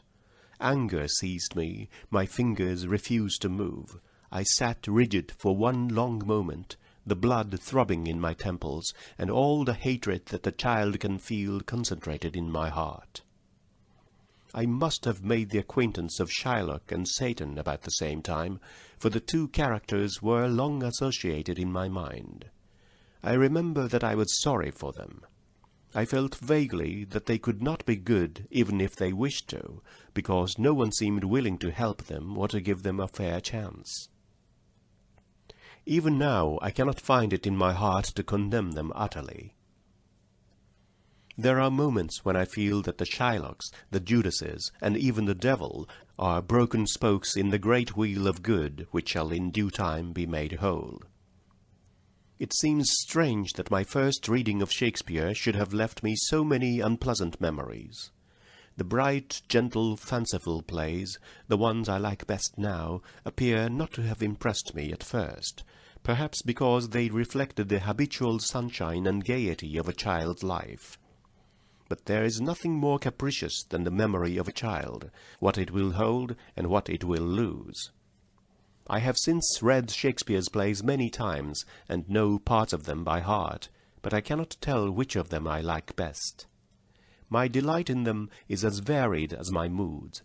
The little songs and the sonnets have a meaning for me as fresh and wonderful as the dramas. But with all my love for Shakespeare, it is often weary work to read all the meanings into his lines which critics and commentators have given them. I used to try to remember their interpretations, but they discouraged and vexed me, so I made a secret compact with myself not to try any more. This compact I have only just broken in my study of Shakespeare under Professor Kittredge. I know there are many things in Shakespeare and in the world that I do not understand, and I am glad to see veil after veil lift gradually, revealing new realms of thought and beauty. Next to poetry, I love history. I have read every historical work that I have been able to lay my hands on, from a catalogue of dry facts and drier dates to Green's impartial, picturesque history of the English people, from Freeman's History of Europe to Emerton's Middle Ages. The first book that gave me any real sense of the value of history was Swinton's World History, which I received on my 13th birthday.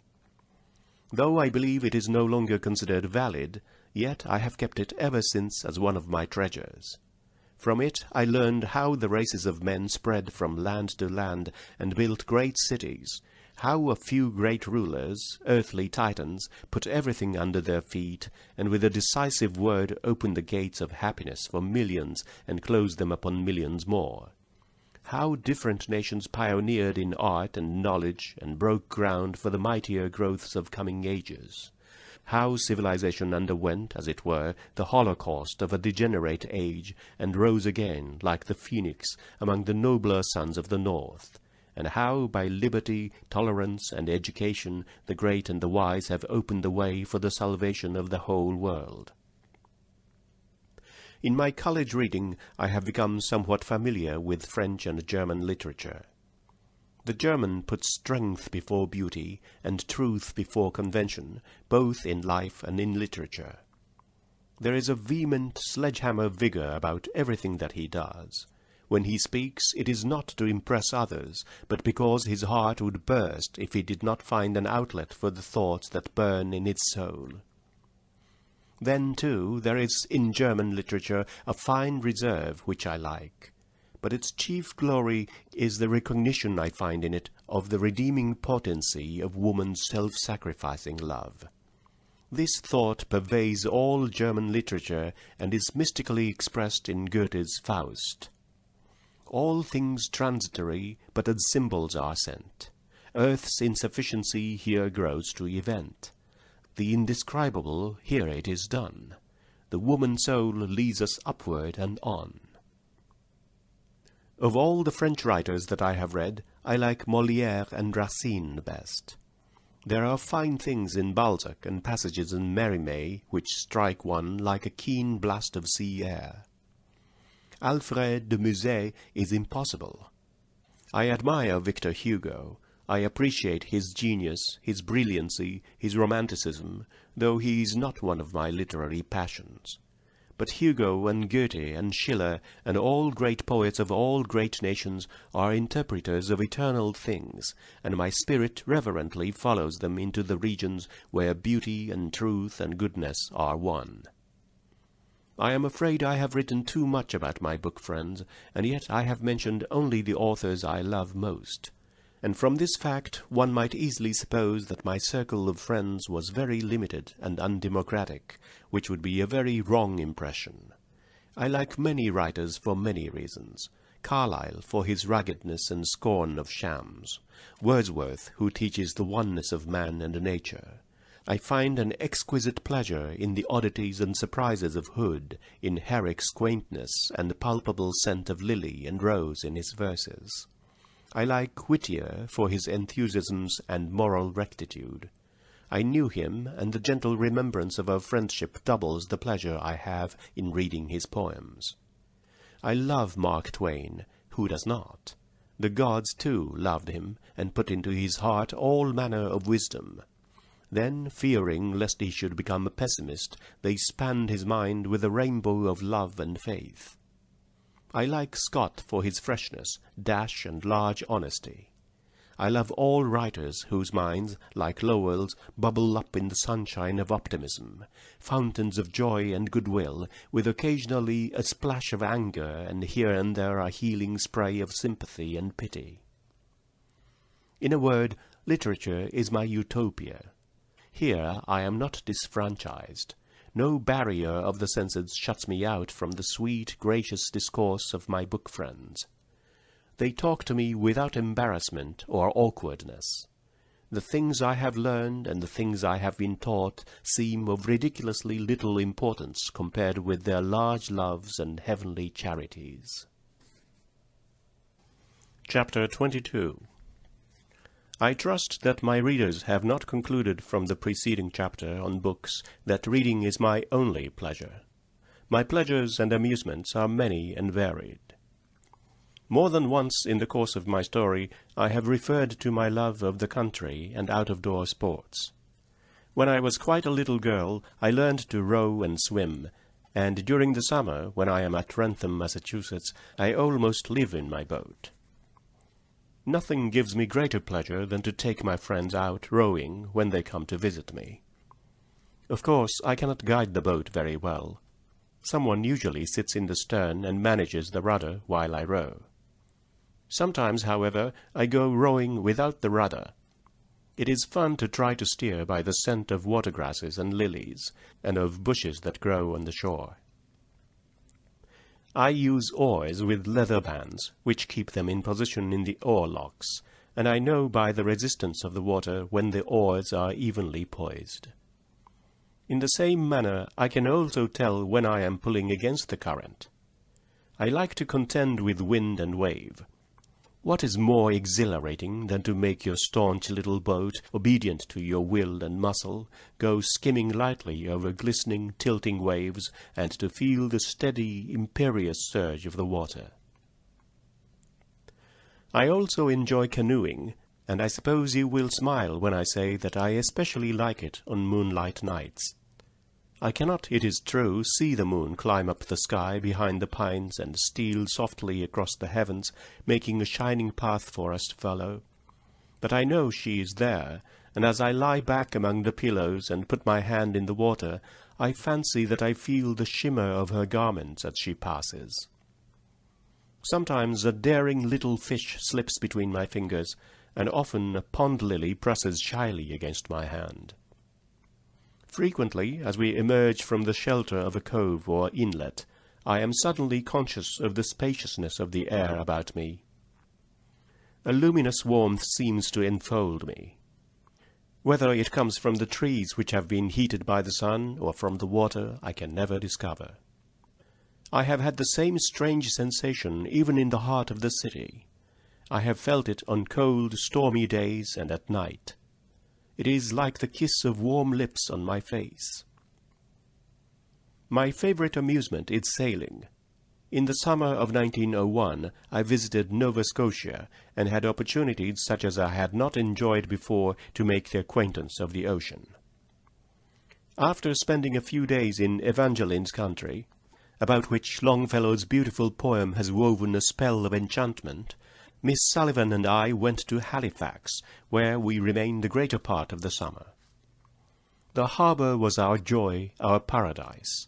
What glorious sails we had to Bedford Basin, to McNabb's Island, to York Redoubt, and to the Northwest Arm. And at night, what soothing, wondrous hours we spent in the shadow of the great silent men of war. Oh, it was all so interesting, so beautiful.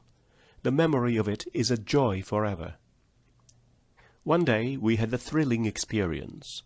There was a regatta in the Northwest Arm in which the boats from the different warships were engaged. We went in a sailboat along with many others to watch the races. Hundreds of little sailboats swung to and fro close by, and the sea was calm. When the races were over, and we turned our faces homeward, one of the party noticed a black cloud drifting in from the sea, which grew and spread and thickened until it covered the whole sky. The wind rose, and the waves chopped angrily at unseen barriers. Our little boat confronted the gale fearlessly. With sails spread and ropes taut, she seemed to sit upon the wind. Now she swirled in the billows, now she sprang upward on a gigantic wave, only to be driven down with angry howl and hiss. Down came the mainsail. Tacking and jibbing, we wrestled with opposing winds that drove us from side to side with impetuous fury. Our hearts beat fast, and our hands trembled with excitement, not fear. For we had the hearts of Vikings, and we knew that our skipper was master of the situation. He had steered through many a storm with firm hand and sea-wise eye. As they passed us, the large craft and the gunboats in the harbour saluted, and the seamen shouted applause for the master of the only little sailboat that ventured out into the storm. At last, cold, hungry, and weary, we reached our pier. Last summer I spent in one of the loveliest nooks of one of the most charming villages in New England. Wrentham, Massachusetts, is associated with nearly all of my joys and sorrows. For many years, Red Farm, the home of Mr. J. E. Chamberlain and his family, was my home. I remember with deepest gratitude the kindness of these dear friends and the happy days I spent with them. The sweet companionship of their children meant much to me. I joined in all their sports and rambles through the woods and frolics in the water. The prattle of the little ones and their pleasure in the stories I told them of elf and gnome, of hero and wily bear, are pleasant things to remember. Mr. Chamberlain initiated me into the mysteries of tree and wild flower, until with the little ear of love I heard the flow of sap in the oak, and saw the sun glint from leaf to leaf. Thus it is that, even as the roots shut in the darksome earth share in the tree-tops' joyance, and conceive of sunshine and wide air and winged things by sympathy of nature, so do I, gave evidence of things unseen. It seems to me that there is in each of us a capacity to comprehend the impressions and emotions which have been experienced by mankind from the beginning. Each individual has a subconscious memory of the green earth and murmuring waters, and blindness and deafness cannot rob him of this gift from past generations. This inherited capacity is a sort of sixth sense, a soul sense which sees, hears, feels, all in one. I have many tree friends in Wrentham. One of them, a splendid oak, is the special pride of my heart. I take all my other friends to see this king tree. It stands on a bluff overlooking King Philip's Pond, and those who are wise in tree lore say it must have stood there 800 or 1,000 years. There is a tradition that under this tree King Philip, the heroic Indian chief, gazed his last on earth and sky. I had another tree friend, gentle and more approachable than the great oak, a linden that grew in the dooryard at Red Farm. One afternoon, during a terrible thunderstorm, I felt a tremendous crash against the side of the house, and knew, even before they told me, that the linden had fallen. We went out to see the hero that had withstood so many tempests, and it wrung my heart to see him prostrate, who had mightily striven, and was now mightily fallen. But I must not forget that I was going to write about last summer in particular. As soon as my examinations were over, Miss Sullivan and I hastened to this green nook, where we have a little cottage on one of the 3 lakes for which Wrentham is famous. Here the long sunny days were mine, and all thoughts of work and college and the noisy city were thrust into the background. In Wrentham we caught echoes of what was happening in the world. War, alliance, social conflict. We heard of the cruel, unnecessary fighting in the faraway Pacific, and learned of the struggles going on between capital and labor. We knew that beyond the border of our Eden, men were making history by the sweat of their brows when they might better make a holiday. But we little heeded these things. These things would pass away. Here were lakes and woods, and broad daisy-starred fields, and sweet-breathed meadows, and they shall endure forever. People who think that all sensations reach us through the eye and the ear have expressed surprise that I should notice any difference, except possibly the absence of pavements, between walking in city streets and in country roads. They forget that my whole body is alive to the conditions about me. The rumble and roar of the city smite the nerves of my face, and I feel the ceaseless tramp of an unseen multitude, and the dissonant tumult frets my spirit. The grinding of heavy wagons on hard pavements and the monotonous clangor of machinery are all the more torturing to the nerves if one's attention is not diverted by the panorama that is always present in the noisy streets to people who can see.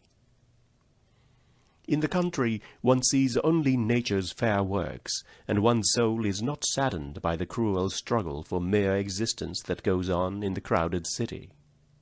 Several times I have visited the narrow, dirty streets where the poor live, and I grow hot and indignant to think that good people should be content to live in fine houses and become strong and beautiful, while others are condemned to live in hideous, sunless tenements and grow ugly, withered, and cringing.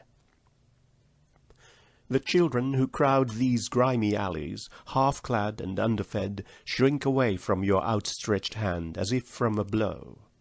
Dear little creatures, they crouch in my heart and haunt me with a constant sense of pain. There are men and women, too, all gnarled and bent out of shape. I have felt their hard, rough hands and realized what an endless struggle their existence must be, no more than a series of scrimmages, thwarted attempts to do something. Their life seems an immense disparity between effort and opportunity. The sun and the air are God's free gifts to all, we say, but are they so? In yonder city's dingy alleys the sun shines not, and the air is foul. O man, how dost thou forget and obstruct thy brother man, and say, Give us this day our daily bread, when he has none? Oh, would that men would leave the city, its splendour and its tumult and its gold, and return to wood and field and simple honest living. Then would their children grow stately as noble trees, and their thoughts sweet and pure as wayside flowers. It is impossible not to think of all this when I return to the country after a year of work in town. What a joy it is to feel the soft, springy earth under my feet once more, to follow grassy roads that lead to ferny brooks where I can bathe my fingers in a cataract of rippling notes, or to clamber over a stone wall into green fields that tumble and roll and climb in riotous gladness. Next to a leisurely walk, I enjoy a spin on my tandem bicycle. It is splendid to feel the wind blowing in my face and the springy motion of my iron steed. The rapid rush through the air gives me a delicious sense of strength and buoyancy, and the exercise makes my pulses dance and my heart sing. Whenever it is possible, my dog accompanies me on a walk or a ride or sail. I have had many dog friends. Huge mastiffs, soft-eyed spaniels, wood-wide setters, and honest homely bull-terriers. At present, the lord of my affections is one of these bull-terriers. He has a long pedigree, a crooked tail, and the drollest phiz in dogdom. My dog friends seem to understand my limitations, and always keep close beside me when I am alone. I love their affectionate ways and the eloquent wag of their tails. When a rainy day keeps me indoors, I amuse myself after the manner of other girls. I like to knit and crochet.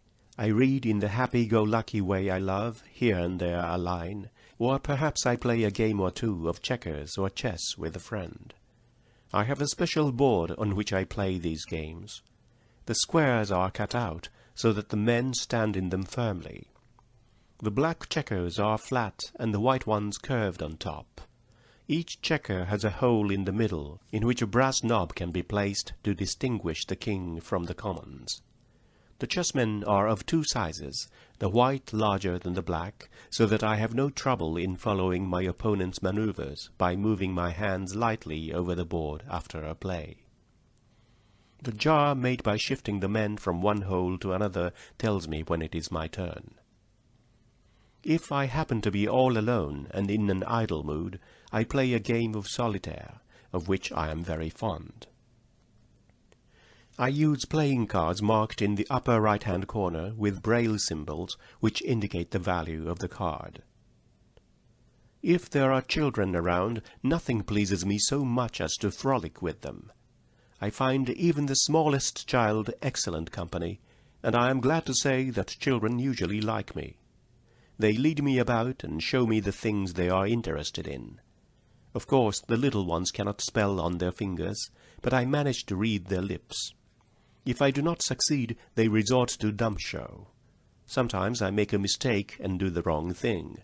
A burst of childish laughter greets my blunder, and the pantomime begins all over again. I often tell them stories or teach them a game, and the winged hours depart and leave us good and happy. Museums and art stores are also sources of pleasure and inspiration. Doubtless it will seem strange to many that the hand unaided by sight can feel action, sentiment, beauty in the cold marble, and yet it is true that I derive genuine pleasure from touching great works of art. As my fingertips trace line and curve, they discover the thought and emotion which the artist has portrayed. I can feel in the faces of gods and heroes hate, courage, and love, just as I can detect them in living faces I am permitted to touch. I feel in Diana's posture the grace and freedom of the forest and the spirit that tames the mountain lion and subdues the fiercest passions. My soul delights in the repose and gracious curves of the Venus, and in Bard's bronzes the secrets of the jungle are revealed to me. A medallion of Homer hangs on the wall of my study, conveniently low, so that I can easily reach it and touch the beautiful, sad face with loving reverence. How well I know each line in that majestic brow, tracks of life and bitter evidences of struggle and sorrow. Those sightless eyes seeking, even in the cold plaster, for the light and the blue skies of his beloved Hellas, but seeking in vain, that beautiful mouth, firm and true and tender. It is the face of a poet and of a man acquainted with sorrow. Ah, how well I understand his deprivation, the perpetual night in which he dwelt. Oh, dark, dark, amid the blaze of noon, irrecoverably dark, total eclipse, without all hope of day. In imagination I can hear Homer singing, as with unsteady, hesitating steps he gropes his way from camp to camp, singing of life, of love, of war, of the splendid achievements of a noble race. It was a wonderful, glorious song, and it won the blind poet an immortal crown, the admiration of all ages. I sometimes wonder if the hand is not more sensitive to the beauties of sculpture than the eye. I should think the wonderful rhythmical flow of lines and curves could be more subtly felt than seen. Be this as it may, I know that I can feel the heart-throbs of the ancient Greeks in their marble gods and goddesses. Another pleasure, which comes more rarely than the others, is going to the theatre. I enjoy having a play described to me while it is being acted on the stage far more than reading it, because then it seems as if I were living in the midst of stirring events. It has been my privilege to meet a few great actors and actresses who have the power of so bewitching you that you forget time and place and live again in the romantic past. I have been permitted to touch the face and costume of Miss Ellen Terry as she impersonated our ideal of a queen, and there was about her that divinity that hedged sublimest woe. Beside her stood Sir Henry Irving, wearing the symbols of kinship, and there was majesty of intellect in his every gesture and attitude, and the royalty that subdues and overcomes in every line of his sensitive face. In the king's face, which he wore as a mask, there was a remoteness and inaccessibility of grief which I shall never forget. I also know Mr. Jefferson. I am proud to count him among my friends. I go to see him whenever I happen to be where he is acting. The first time I saw him act was while at school in New York. He played Rip Van Winkle. I had often read the story, but I had never felt the charm of Rip's slow, quaint, kind ways as I did in the play. Mr. Jefferson's beautiful, pathetic representation quite carried me away with delight. I have a picture of old Rip in my fingers, which they will never lose. After the play, Miss Sullivan took me to see him behind the scenes, and I felt of his curious garb and his flowing hair and beard. Mr. Jefferson let me touch his face so that I could imagine how he looked on waking from that strange sleep of 20 years, and he showed me how poor old Rip staggered to his feet. I have also seen him in The Rivals. Once, while I was calling on him in Boston, he acted the most striking parts of The Rivals for me. The reception-room where we sat served for a stage. He and his son seated themselves at the big table, and Bob Acres wrote his challenge. I followed all his movements with my hands, and caught the drollery of his blunders and gestures in a way that would have been impossible had it all been spelled to me. Then they rose to fight the duel, and I followed the swift thrusts and parries of the saws and the waverings of poor Bob as his courage woozed out at his finger ends. Then the great actor gave his coat a hitch and his mouth a twitch, and in an instant I was in the village of Falling Water, and felt Schneider's shaggy head against my knee. Mr. Jefferson recited the best dialogues of Rip Van Winkle, in which the tear came close upon the smile. He asked me to indicate as far as I could the gestures and action that should go with the lines. Of course, I have no sense whatever of dramatic action, and could make only random guesses, but with masterful art he suited the action to the word. The sigh of Rip as he murmurs, "Is a man so soon forgotten when he is gone?"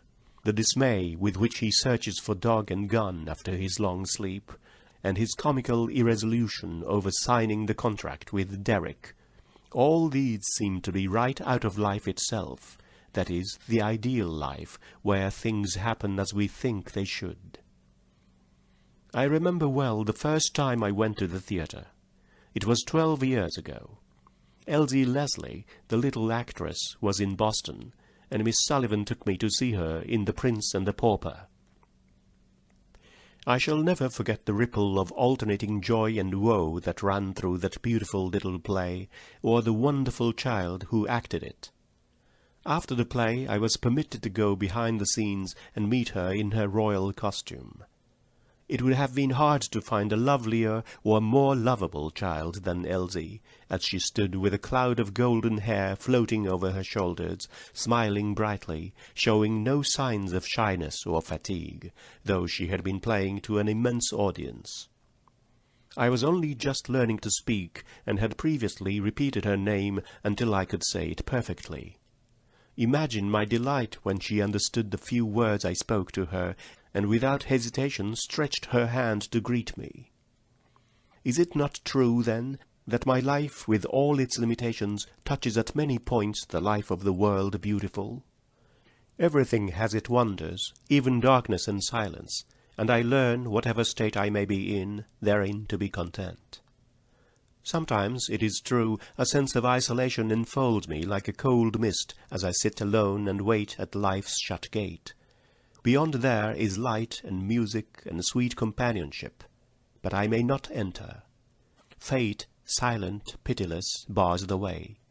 Fain would I question his imperious decree, for my heart is still undisciplined and passionate, but my tongue will not utter the bitter, futile words that rise to my lips, and they fall back into my heart like unshed tears.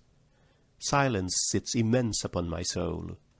Then comes hope with a smile and whispers, "There is joy in self-forgetfulness." So I try to make the light in others' eyes my sun, the music in others' ears my symphony, the smile on others' lips my happiness. Chapter 23. Would that I could enrich this sketch with the names of all those who have ministered to my happiness. Some of them would be found written in our literature and dear to the hearts of many, while others would be wholly unknown to most of my readers. But their influence, though it escapes fame, shall live immortal in the lives that have been sweetened and ennobled by it. Those are red-letter days in our lives when we meet people who thrill us like a fine poem, people whose handshake is brimful of unspoken sympathy, and whose sweet, rich natures impart to our eager, impatient spirits a wonderful restfulness which, in its essence, is divine.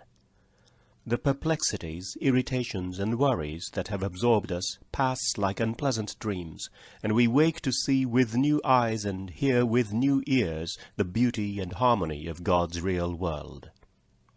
The solemn nothings that fill our everyday life blossom suddenly into bright possibilities.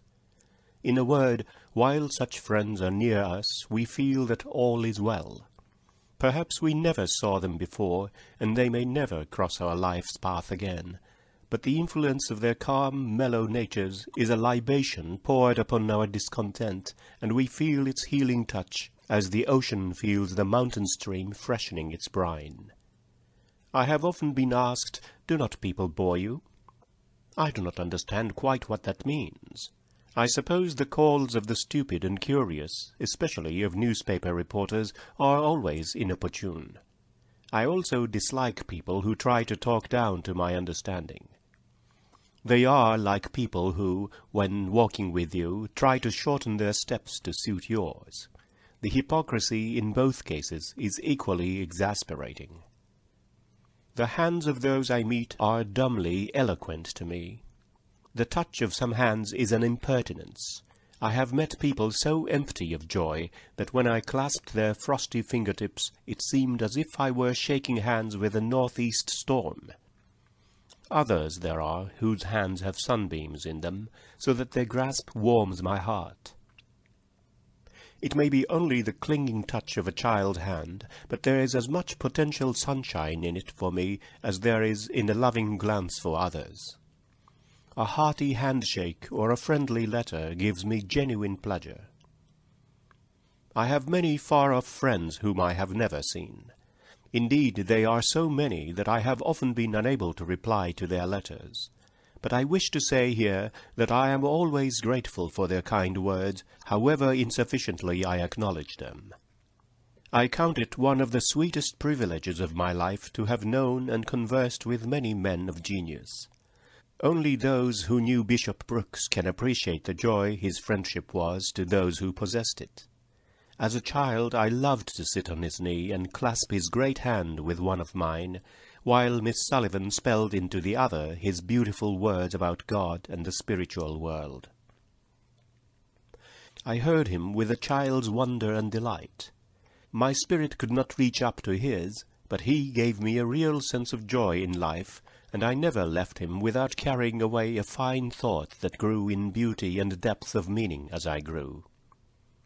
Once, when I was puzzled to know why there were so many religions, he said, "There is one universal religion, Helen, the religion of love.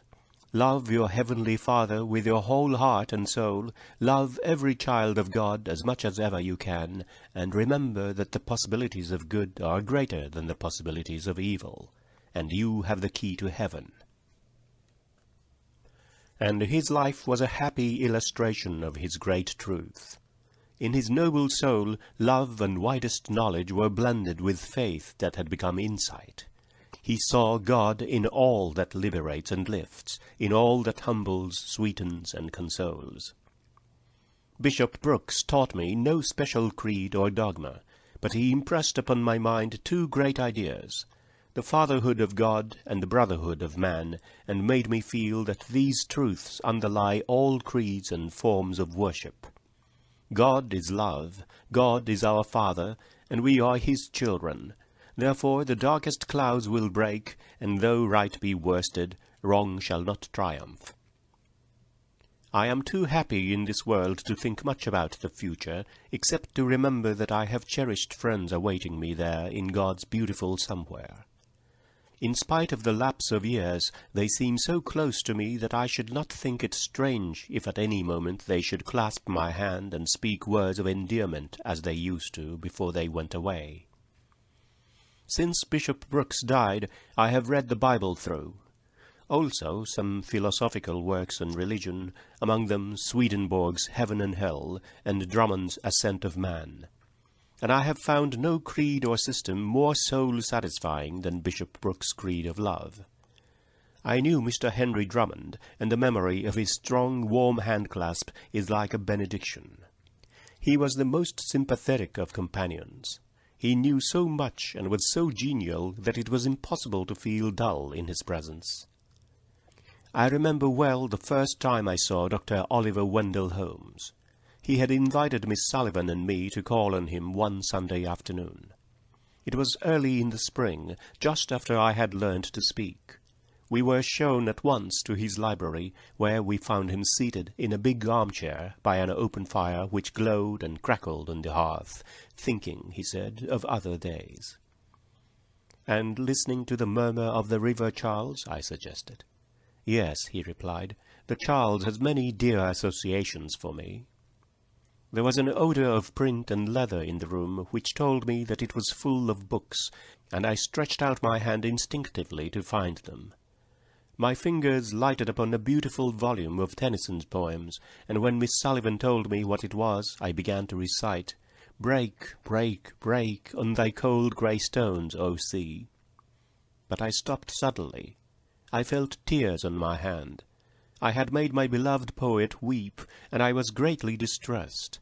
He made me sit in his armchair while he brought different interesting things for me to examine, and at his request I recited The Chambered Nautilus, which was then my favourite poem.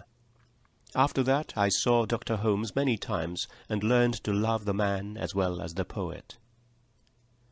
One beautiful summer day, not long after my meeting with Dr. Holmes, Miss Sullivan and I visited Whittier in his quiet home on the Merrimack. His gentle courtesy and quaint speech won my heart. He had a book of his poems in raised print, from which I read in school days. He was delighted that I could pronounce the words so well, and said that he had no difficulty in understanding me.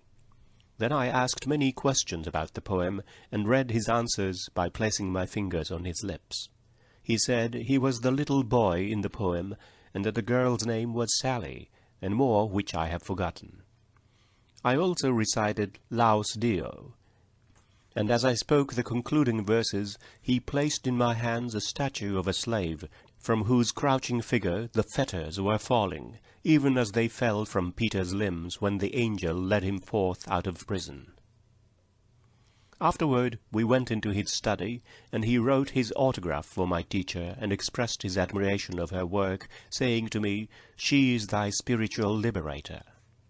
Then he led me to the gate and kissed me tenderly on my forehead. I promised to visit him again the following summer, but he died before the promise was fulfilled. Dr. Edward Everett Hale is one of my very oldest friends. I have known him since I was 8, and my love for him has increased with my years. His wise, tender sympathy has been the support of Miss Sullivan and me in times of trial and sorrow, and his strong hand has helped us over many rough places, and what he has done for us, he has done for thousands of those who have difficult tasks to accomplish. He has filled the old skins of dogma with the new wine of love, and shown men what it is to believe, live, and be free. What he has taught we have seen beautifully expressed in his own life, love of country, kindness to the least of his brethren, and a sincere desire to live upward and onward. He has been a prophet and an inspirer of men, and a mighty doer of the word, the friend of all his race. God bless him. I have already written of my first meeting with Dr. Alexander Graham Bell. Since then I have spent many happy days with him at Washington and at his beautiful home in the heart of Cape Breton Island, near Baddeck, the village made famous by Charles Dudley Warner's book. Here, in Dr. Bell's laboratory, or in the fields on the shore of the great brass door, I have spent many delightful hours listening to what he had to tell me about his experiments, and helping him fly kites by means of which he expected to discover the laws that shall govern the future airship. Dr. Bell is proficient in many fields of science, and has the art of making every subject he touches interesting, even the most abstruse theories. He makes you feel that if you only had a little more time, you too might be an inventor. He has a humorous and poetic side too. His dominating passion is his love for children. He is never quite so happy as when he has a little deaf child in his arms. His labours in behalf of the deaf will live on and bless generations of children yet to come, and we love him alike for what he himself has achieved and for what he has evoked from others. During the 2 years I spent in New York, I had many opportunities to talk with distinguished people whose names I had often heard, but whom I had never expected to meet. Most of them I met first in the house of my good friend, Mr. Lawrence Hutton. It was a great privilege to visit him and dear Mrs. Hutton in their lovely home, and see their library, and read the beautiful sentiments and bright thoughts gifted friends had written for them. It has been truly said that Mr. Hutton has the faculty of bringing out in everyone the best thoughts and kindest sentiments. One does not need to read A Boy I Knew to understand him, the most generous, sweet-natured boy I ever knew, a good friend in all sorts of weather, who traces the footprints of love in the life of dogs as well as in that of his fellow men. Mrs. Hutton is a true and tried friend. Much that I hold sweetest, much that I hold most precious, I owe to her. She has oftenest advised and helped me in my progress through college. When I find my work particularly difficult and discouraging, she writes me letters that make me feel glad and brave, for she is one of those from whom we learn that one painful duty fulfilled makes the next plainer and easier. Mr. Hutton introduced me to many of his literary friends, greatest of whom are Mr. William Dean Howells and Mark Twain. I also met Mr. Richard Watson Gilder and Mr. Edmund Clarence Stedman.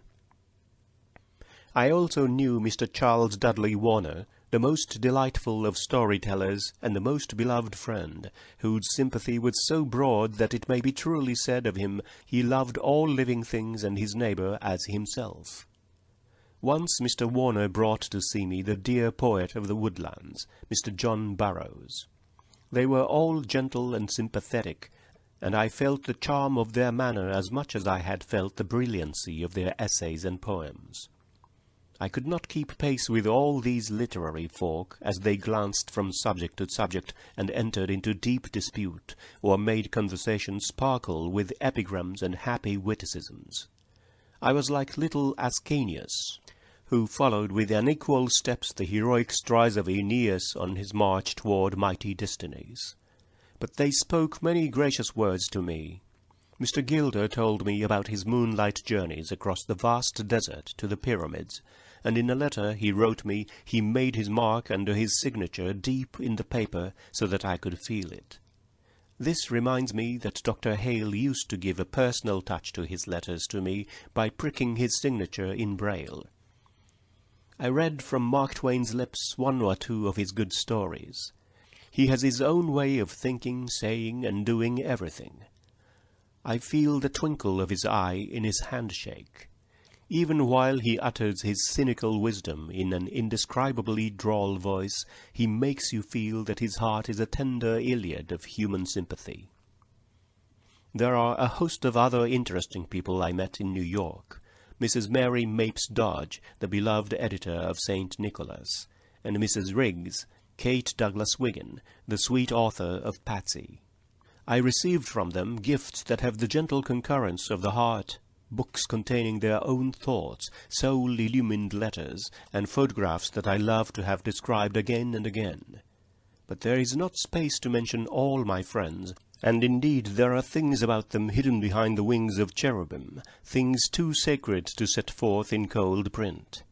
It is with hesitancy that I have spoken even of Mrs. Lawrence Hutton.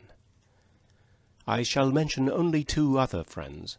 One is Mrs. William Thaw, of Pittsburgh, whom I have often visited in her home, Lyndhurst. She's always doing something to make someone happy, and her generosity and wise counsel have never failed my teacher and me in all the years we have known her. To the other friend I am also deeply indebted. He is well known for the powerful hand with which he guides vast enterprises, and his wonderful abilities have gained for him the respect of all. Kind to everyone, he goes about doing good, silent and unseen. Again, and touch upon the circle of honoured names I must not mention, but I would fain acknowledge his generosity and affectionate interest, which make it possible for me to go to college.